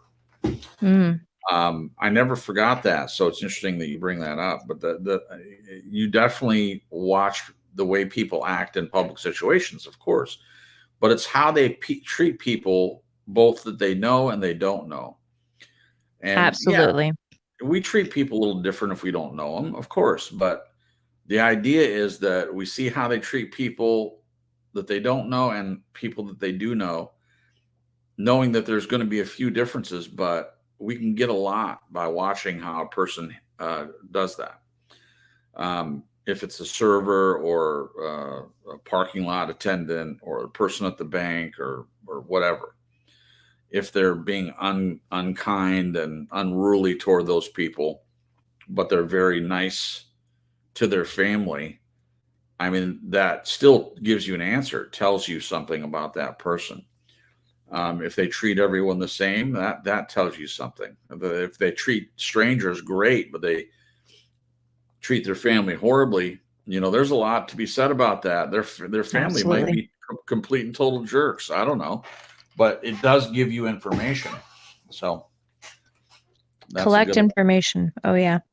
Yep, collect information. Marisa, what are some other things that are non-negotiable in a potential spouse, other than the few things that you mentioned? Yes, sir. Yes. Whoa. What happened? I don't know. It's kind of Treat roboted out. customer Oh, there it service goes. people. That is important. Yeah. Can you still hear me? Okay. Yep. Yeah. Great. You're back. You're back. But yes, how they treat other people, especially people in the positions of service. Right. So that is very important, especially since Christianity is about servitude. Really, Yeah. we're supposed to be washing each other's feet, for goodness sake. Yeah. How we treat people. I don't remember the exact scripture. Maybe you do, but where however we treat the least of these, that's how we're treating the Lord. I think what I'm talking about. When did you clothe me? When did you feed me? When did you give me? When was I thirsty and you gave me water? And Right. Jesus says to both groups, to the group that didn't do it, he said, when you didn't do these for the least of them, and then to the group that did it, he said, every time you did it for the least of them, you did it as unto me. So what he's saying there, in my opinion, is see how we treat everyone is like how we would treat him. And the least of the people. How are you treating the homeless person on the street? How are you treating the panhandler who's asking for change? How are you treating the little old lady who just dropped her groceries? You just walk, oh, that's too bad, I gotta go. Or are you helping that person? Right. Right. So that really does. Oh, go ahead. No. It's interesting that when you were talking about those different groups of people, I reacted very differently, just internally. Like when you mentioned the homeless person, I generally will try to ignore them. The panhandler, like can you pull up to a light? I must not be the only one, but when you pull up to the light and it's just such an imposition, like this guy with the sign is walking toward your car, smiling at you and stuff. And I try to like be on my phone or, look the other way. It just really is uncomfortable. And you could make the point, well, that guy, you think you're uncomfortable, you're in your car, and that person is, supposedly homeless. I'm a little jaded because I have a story when I used to drive cab. I won't tell the whole story. I'll just say that there are some people out there. In fact, these particular people got caught doing what they were doing, but they were pretending to be homeless and not working and panhandling and making sometimes $2,000, $3,000 a weekend with panhandling. Now, hearing that, I'm not, hopefully not getting people to have the idea that's a good idea to go panhandle, and I'm sure it's not true in every city, but in this particular city, these people got caught and they had a house, they had cars, but it was a mother and son team. And, they would put on some ratty clothes and go stand at different intersections in the same block on different people coming from different sides and get all this money. And how I found out about it is I picked him up in the cab, and I had seen him all around town because I've been driving around all day, and I see him out there.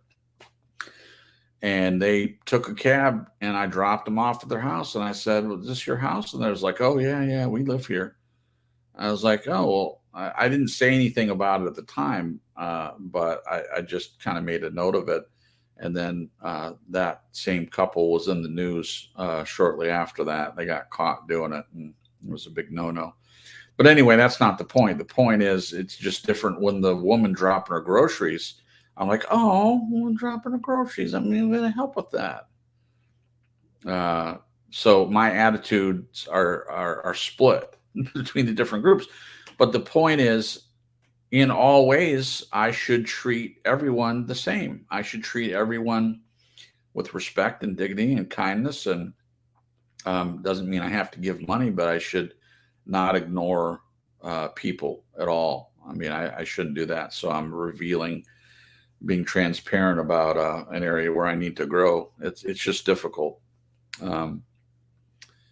Okay, so there's that. I think a lot of people think that if they give money to somebody on the street, that's automatically going to go to booze or go to drugs or whatever.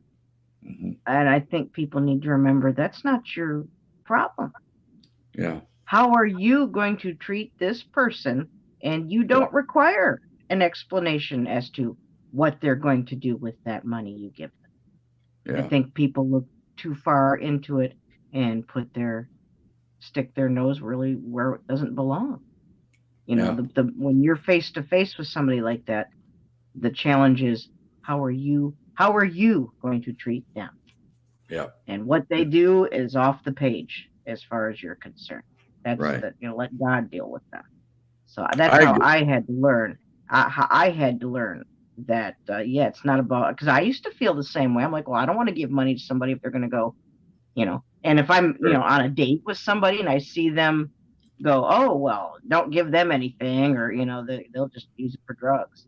But if I am with somebody and they take the time to just go ahead and give them a few bucks anyway, or buy them a meal or something, then that's going to tell you a lot about who that person is. Pay attention to those things when you're on a date or getting to know somebody. Yeah, it's a big deal. Thank you. So for me, the non-negotiable, some of the ones that were mentioned are really, really good. Open communication, I've talked about that before, very important to me. This idea of full disclosure of hopes, values, dreams, and fears. I think it's natural. We should be talking about some of that, knowing what each of you wants. If you're older, do you have desire to have children, or do both of you match in that? I've met people that just say, well, we're not ever having kids, and that's fine. I totally respect that. If both of you decide that that's not something you're just interested in being in a marriage, and you don't want any kids as a byproduct of that, more power to you. And then on the other hand, if you want to have kids, I'm supportive of that as well. It's just knowing where the other person stands is the point. Yeah. Getting an idea, not being surprised by that. One of the big things is I hear people say, and you've heard me talk about this, that marriage is hard and, you have to make compromises. That word compromise is an interesting word. You get the idea that means giving up something that you hold dear for the sake of the person. And it can be that, but I have not had to compromise anything in this relationship. I don't feel like I'm giving up anything, any of my core values and morals and things like that. And I think each person has to decide for them whether that's non-negotiable or not. For me, it is not to give up. If there's something that's a part of who I am, I'm not going to give that up for any person. On the other hand, if it's a matter of I like a certain food that Jen doesn't like, and not only does she not like it, I'm bringing this up as example because there's nothing like that exists except for maybe olives. But if it's something that Jen hates so much that she can't even be in the same room with it, but I love it, that to me, that's not that's a compromise. That's like I compromise not to eat olives in front of you. It doesn't mean I don't have to eat them. I mean, that was a pretty good point, I think. It just is not compromising your core values, dreams, and things like that. But there is some compromise. It just doesn't have to be the big things. So whatever your non-negotiables are, I think you should at least know some of them. So for Celine or a young person that hasn't, as Glenn was suggesting, hasn't been out there and made all these mistakes, what's a good way to set yourself up? And I think we've given some good suggestions. It's just like, don't just be focused on the relationship itself, just focus on yourself. And I would add to that in this area of non-negotiables, know what things that you're willing to put up with. If you know where you stand, you're not going to be easily swayed by these people coming in, all swift like with the love bombing and fool you into a relationship with someone who's toxic. So the non-negotiables are another way to answer that question from further up. How do you avoid the toxic person? By knowing what you'll handle in a relationship, and then add to that what Jen was saying about watching someone's actions. Those tie into each other very nicely. Yep. And can help a person. What about you, Glenn? What are some other things that are non-negotiable in a potential spouse? I'll answer that. I'll just quickly say I was just smiling at while you were speaking about my total lack of romantic charm in the marriage business.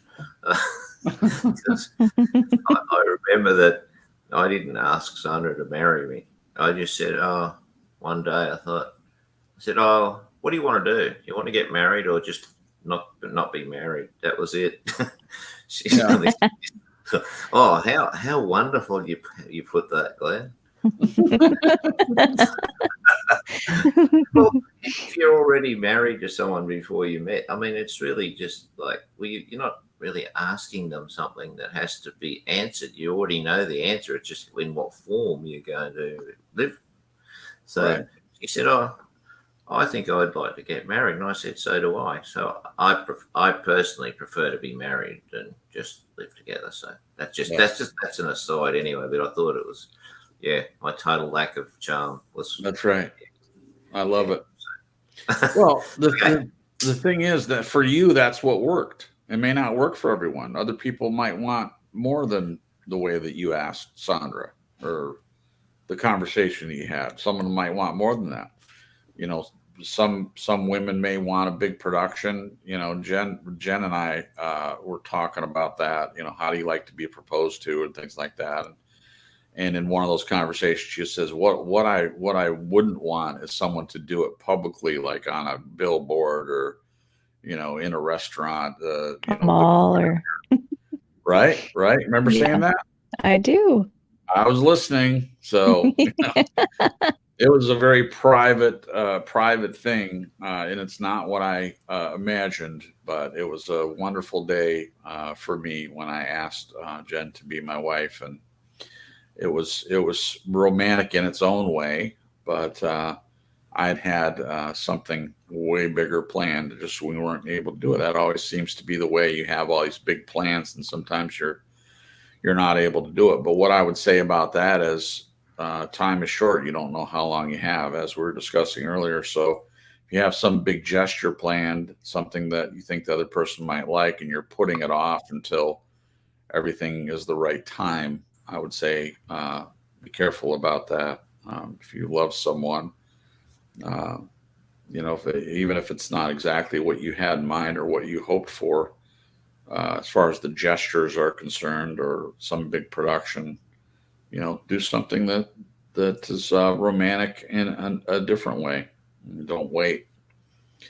And if you know that he or she is the right person for you, definitely have the non-negotiable stuff. So did everyone answer that one? No, I've got to add yet. Okay. I was digressing. Okay.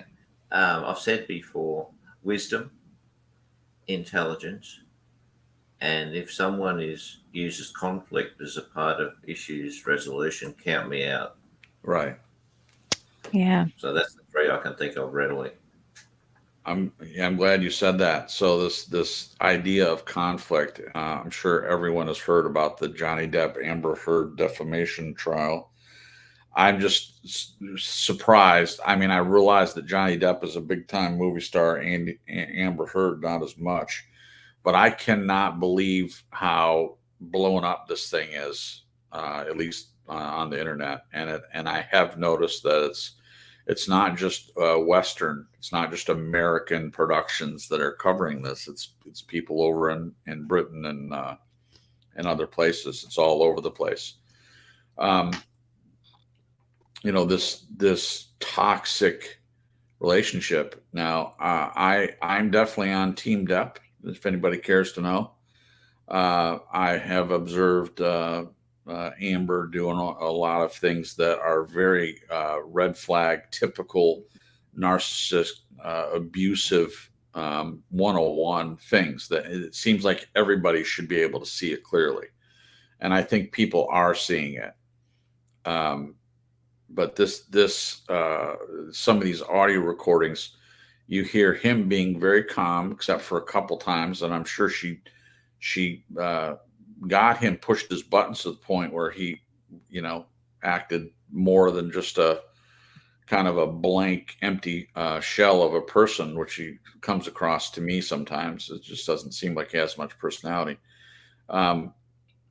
But it's this toxic back and forth, this abusive verbiage, this vocabulary that comes out that makes it clear to me who the abuser is in the relationship. And some things said in a tone and controlling and things like that. So Glenn mentioned that. It's the first thing that popped into my mind, this idea of conflict, if they're bringing conflict in.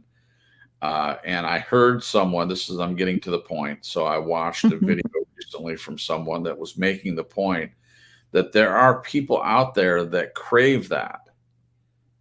And Conflict, conflict. Amber was mad at Johnny all the time. She looked at his solution was to get out of the situation. He wanted to go away and think about it and come back, and hopefully things have calmed down and they can come back and work it out. So he wasn't just running away, going to stay away. He was running away because it was getting too heated for him, and he wanted to get out of the situation and, let calmer heads prevail, so to speak. Well, she called that abuse, because to her, in my opinion, she had a fear of abandonment. So he was abandoning her in her mind, and to her, that was abusive. So, but I think the guy was making the point in the video that she's one of these people that she thrives off conflict. And they had one of the, in the divorce, they interviewed her and asked her a couple questions. And he was pointing out, see, she doesn't even get rattled by these questions that are being asked. She was asked a direct question whether she had ever hit Johnny Depp, and she lied and said that she didn't. But he was pointing out that how cool, calm, and collected she was while answering the question. If you were an innocent and someone's accusing you or asking the question, have you ever hit him? It seems like you'd be like, no, I've never hit him. Oh my gosh, how could you even suggest that? That she just like she was talking about picking up laundry. No, I've never hit him. There's no reaction whatsoever. And, I think that there are people out there that they thrive on this conflict. Yeah. And for Glenn, he's saying, no, I don't want any of that. And I don't want that either. I'm not someone that craves conflict. I'd rather talk to the person I'm with and work it out rather than ever get to the point where there has to be conflict. Or yelling. Or Jen knows I hate the most is people that express their emotions by slamming doors and cupboards and banging stuff around. Pots and pans. Yep, that's the way my mom told me. Well, not just me. The way that she let everyone know that she was upset or angry or hurt was by being a terror in the kitchen or coming in the door and slamming it or going to the car and slamming the car door. I'm mad, clang. It's not just her. It's a lot of people to do that. And for me, the minute someone starts doing that, I'm like totally shut down. I'm like, I'm not responding to that at all. This is obviously not going to get anywhere. You, rather than talk to me and work it out and communicate with me, you're choosing to make a bunch of noise. And I guess I'm supposed to be frightened by that. But that's what you did. So, oh, Annette says, I'm going to put this up. Annette says, the Depp Heard trial is a psyop. All right. I'm not laughing at all at your comment, and that in that I think that what you said is not true. It's funny that Jen and I have talked about both sides of it. You know, we've discussed it from the idea of it not being a psyop and how it's interesting, and it's still interesting if it is a psyop. Because to get those two to agree to go through this trial is ridiculous. And hours of sitting there and being grilled and people asking you stupid questions and answering the questions and all that. It's a lot of trouble to go to. And I asked the question, I wonder how much they're being paid. If that's true, it's a psyop, and it very well may be. How much are they being paid? Psychological operation. Glenn asked, what's a psyop? So it's a psychological operation. The implication is that, they are doing it for another reason. Not that the whole thing's made up necessarily, but they're putting it out in the public. I think it's a distraction from something else going on. So when something like this happens, the Ukraine, the virus stuff, because there's a history of when something big happens, people are turning their heads towards something big that the media is putting out there. And then if you look hard enough, you find something else that people would be outraged if they knew about it going on, either at the government level or the state and all of that. Something is happening. So when this whole Depp thing, I start, of course, looking for what it is that's going on, some kind of news article or some big change that they're making. And 9 times out of 10, when it's a psyop, there's always something. There's always something else going on. Jen made a more detailed description. Psychological warfare, or the basic aspects of modern psychological operations, have been known by many other names or terms, including military information support operations, psyops, political. So there you go. Political warfare, blah, blah, blah. This one's better. Operations to convey selected information and indicators to an audience to influence their emotions, motives, and objective reasoning, and ultimately the behavior of governments, organizations, groups, etc. Yeah. Yeah. So in this idea, since I brought it up, this whole Johnny Depp thing, if it is, as Annette says, and I would agree in some ways, is a psyop, then what are they trying to do? Okay, we'll be talking about that next week, right here. We're taking the channel in a different direction. We're going to follow all these other channels out there that are doing nothing but focusing on the Johnny Depp trial. We're going to do it here too. No, we're not doing that. Just kidding. I feel kind of silly that I even spent 5 minutes talking about it, but it does tie in. The reason I even brought it up in the first place is because of what Glenn said about the conflict, and it's a perfect example of there being potentially at least one of the two people that enjoys the conflict. And there has to be something that Johnny got out of it, at least initially. They were only married for a year and 8 months. But all these years later, he can't get away from her. He had to sue her because of the things that she said, basically publicly saying that she's a abuse survivor. And he was like, nope, that's it. At least according to the narrative. So yeah. He hasn't been married to her for a long time, but he still can't get away from her. And there are people that are like this, people that everyone on the outside says these people should not be together, but they always keep coming back. It's like there's a negative magnet that keeps them polarized on each other. It's just ridiculous. Anyway, that's a great topic for a show, Jason. The negative magnet. Ooh. Ideas. Well, you can start writing that for next week. I Sounds will. I'll start Sounds like a writing. good one. The last question, we're almost at the top of the hour here. The last question: what things should never be overlooked or ignored when searching for a potential spouse? Do you feel like we've kind of covered that in the last question, or do we want to answer this one separately? What things should never be overlooked? What one? Let's each do one thing. What one thing, if you had to choose one, Marisa, should you not overlook as far as a non-negotiable in a potential spouse? You only have one. Abuse of any kind. Abuse of any kind is never appropriate, never acceptable, and should never be tolerated. I don't care how good everything else may be. That has got to be the deal breaker. If you care about yourself and have respect for yourself, then you've got to say no. If they're putting you down, if they're hurting you physically, if they're assaulting you, if they're trying to molest you or do things against your will or get you to do things that you don't feel comfortable about. Right. Yeah. Any of these things, if they're putting you in a mindset of being obedient to them, if they're, one of those kind of people, you do what they say. And I mean, just, the red flags. You see the red flags, get the hell out. Yep. No abuse, non-negotiable. Absolutely agreed.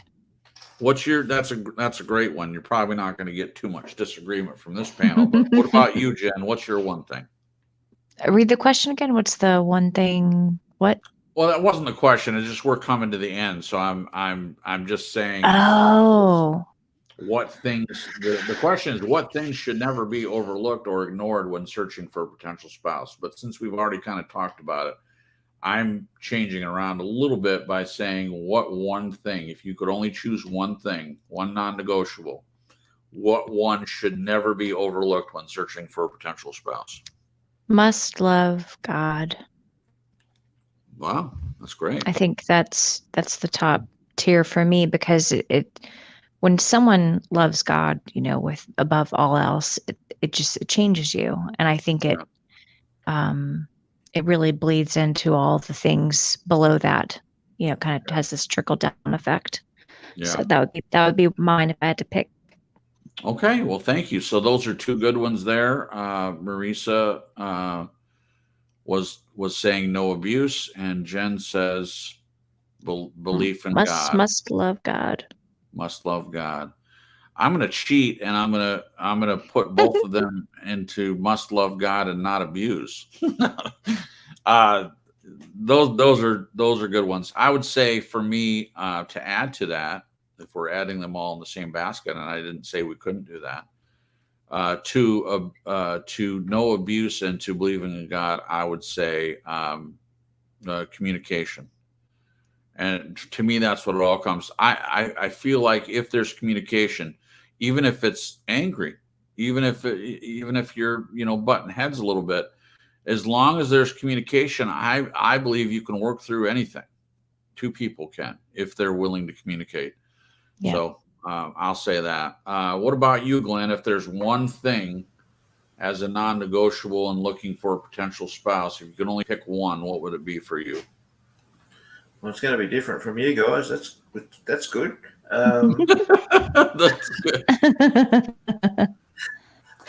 No God, of course, but that the other person wants to be with you. They want to be with you rather than they need to be with you for some other reason. So, in other words, they come to you out of their own volition. They're not being underpinned by some other force of nature that is not so healthy. Right. Okay. Does that make sense? Yep. Sure does. They got to want to be with you. Don't force it. Yep. No, forcing it doesn't do any good, in my opinion.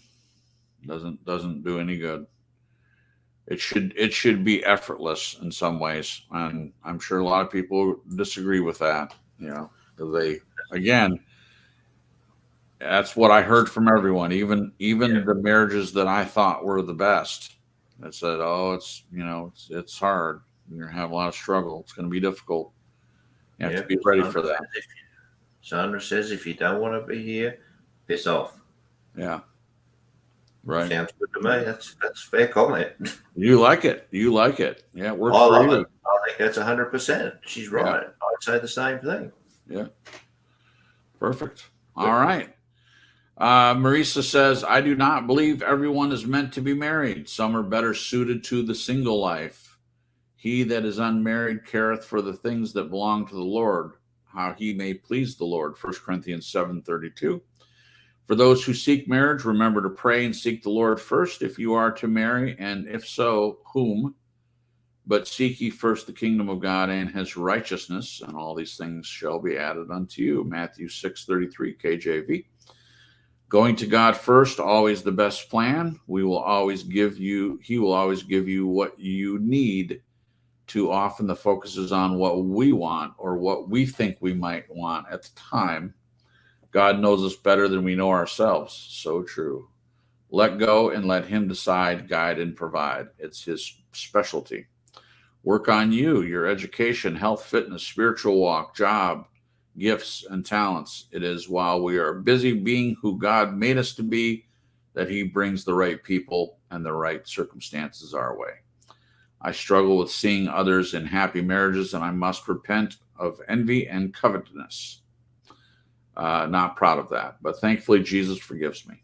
I must ask daily for his help to get through this single life, including being patient and just being thankful for what I have been blessed with and not complaining about what I don't have. Really great way to end the write-up, being grateful for what you do have and not complaining about the things you don't have. That's a perfect way to end that. Yeah, so we're all done. We're all done. Good job, Marisa. Thank you for doing the write-up and also for reading it at the beginning. Thank you. We really appreciate you taking the time to share that with everyone. If you're listening to the playback of the broadcast, please leave a like. And if you like what we're doing, please let someone else know about it. Word of mouth is the best advertising because this isn't advertising. YouTube doesn't, we're not doing makeup tutorials here. So YouTube doesn't. We could. Their algorithm is not picking our channel up. I mean, that's very, very clear. I mean, if we did True Story Live put makeup on makeup tutorial, since I'm the only one on camera. Maybe if I start putting makeup on. Do it, Marisa, do it. True Story Live makeover. Yeah, makeover and discussion. Here we go. There you go. Discussion. Well, you're laughing, but I ran into this girl putting on makeup talking about true crime. So she's talking about people being dismembered and kidnapped and killed. Yeah, it's true. While People she's putting makeup on. Yeah. Yeah. It's a thing. It's a thing. We could get on board and do that thing if you wanted to. It's a thing. Oh boy. True morbid stories. Yeah. Right. Right. Oh my gosh. Well, guys, thank you for being here on a Saturday, and thank you for everyone that showed up. And we will have no broadcast tomorrow, but we'll be back again the following Sunday at 8 p.m. Eastern Standard Time. Or I think I am making a mistake in saying that because I think we're in daylight time, but basically you get it. It's the Eastern time, whether it's daylight savings time or standard time. What are you talking about? Talking about how it says how I always say EST, but it's not always EST. Sometimes it's EDT, which means daylight. When they change it, when they spring forward, right now we're technically in daylight savings time, but they don't say DST. They just say EDT, Eastern Daylight Time. Gotcha. I didn't have to explain all that. I really didn't, but I did. I did because I noticed that it went from being EST to EDT. Yeah. Well, I learned something new today. Thank you. Oh, you're so polite. I love it. All right, that's it for us, guys, and we'll let our special guest host and writer say goodbye first. Marisa, if you take a minute, if you have any closing thoughts, feel free to share them, or you can just say goodbye to everyone. I'm on the single road right now, and as much as I would love to have a spouse, a partner to go through life with, and I still do, I really have had to learn that I need to look in the mirror, like Glenn says, what to be more happy with what I see, and make those changes and make those strides of improvement and Yeah. in myself, to attract time to learn that lesson. So I don't want anybody watching, especially younger people, to feel discouraged if they're 20 and they're single, or if they're 30 or even 40 and they're single. Everybody's going to make mistakes and make bad choices. That'd be another round of shows right there, all of us talking about bad decisions we've made on True Story Live. Wow, that'd be a rip-roaring show right there. You sure would. Let's call it Bad Decisions. I'm sure we could find a song to go with that. I think people, the younger people, get kind of, I don't want them to get depressed. I've struggled with depression. Many of us have. This is not something to get depressed about. Any normal, healthy adult is going to want a mate, a partner, a spouse. That's okay. God made us that way. Mm-hmm. And if God made us that way, then trust God to bring you the right person at the right time while you're busy being who he made you to be. Right. So there you go. It's enough of me going off about that. Thanks, everybody, for having me here. I love you, Jenna. I love you, Jason. I love you, Glenn. I love being part of True Story Live, which is usually every Sunday night at 8 p.m. Eastern Standard Time. I'm using the EST and not the other. That's okay. That's awesome. Come back. Thanks, everybody watching live and catching the replay. Please share it out, because I can't, because we don't want my trolls. Oh, no. And if anybody's interested in having some therapeutic fun with art, please come to my channel, Nez Lover. I'll be going live here shortly after this broadcast. If you want to have a look, have a peek, come on by and say hello. Thank you, and God willing, we'll see you all next week here on True Story Live. Thank you. While you're talking about that, please put your channel link into the chat if you can. That'd be awesome, so that people know where to go. Jen, any closing comments, or you can just say goodbye to the people if you like. Yeah, I was just going to say, next time you need to let me go before Nez, because she does it so beautifully. We should probably end on that. Like, how can I follow that act? Bye. I'm just kidding. Oh, it's so good to be here with you guys tonight. Anytime we talk about, relationships and dating, all the stuff that I've been through personally, and I'm sure you guys would think the same, but to be able to share it for younger people, if there's anything that they can learn or glean from the mistakes that we've made. I mean, we know sometimes people need to go through their own, in order to get what they're meaning to get from it. The mistakes or, bumpy stuff. Mm-hmm. But anytime we can share and pass along some wisdom and just be honest and open about what we've been through and the bad decisions we've made, that's it's definitely not a bragging. It's not a place of bragging. It's a place of warning. warning. Just be careful, guys. I wish I had more people in my life like that when I was younger. So good night, guys. Have a great week, and we will see you next weekend. Thank you, Jen. Glenn. I can't put my link in there because I'm not a moderator. I just figured that out now. I'm an idiot. I'm so sorry. You gotta be in blue to do that. All right. Well, we can fix that. Let me find your last. Can you just post something real quick, Nez, in the chat so I can grab you? Just anything, hello or anything in the chat. We'll make you moderator soon before we close it down, so we can. fix that. There That's we good. go. Okay, perfect. All right, so there we go. And well, it doesn't let me do it. Oh no, it doesn't let me do it. That's weird. Huh? I can go find it if you want. Yeah, that'd be great. It's okay. I'm real easy to find. If you type in my name as you see it here in the chat at Nez, N-E-Z, space lover, you will find my channel. I'm the only one that I know of. And you'll see my videos there. And real easy to find. So if anybody's interested, Okay. not hard to find. Okay, Cool, perfect. cool. Thank you. Glenn, if you want to say goodbye or any closing comments, please feel free to do so. Oh, what can I add to that? I will add something. I'll say goodnight first, then I'll say cribs. The next bit's a setup, and I'm so looking forward to your response. But I was going to say, use your contacts, say hi to your mum, and tell her she can email me anytime. And you're going to say, quick. Go do it yourself. What? Go do it I yourself. see what he's saying. You lost me. You lost me, Glenn. I thought I had you. I thought I understood what you were saying at the beginning. That's great. I don't know if Nez has heard his funny voice yet. No, probably not.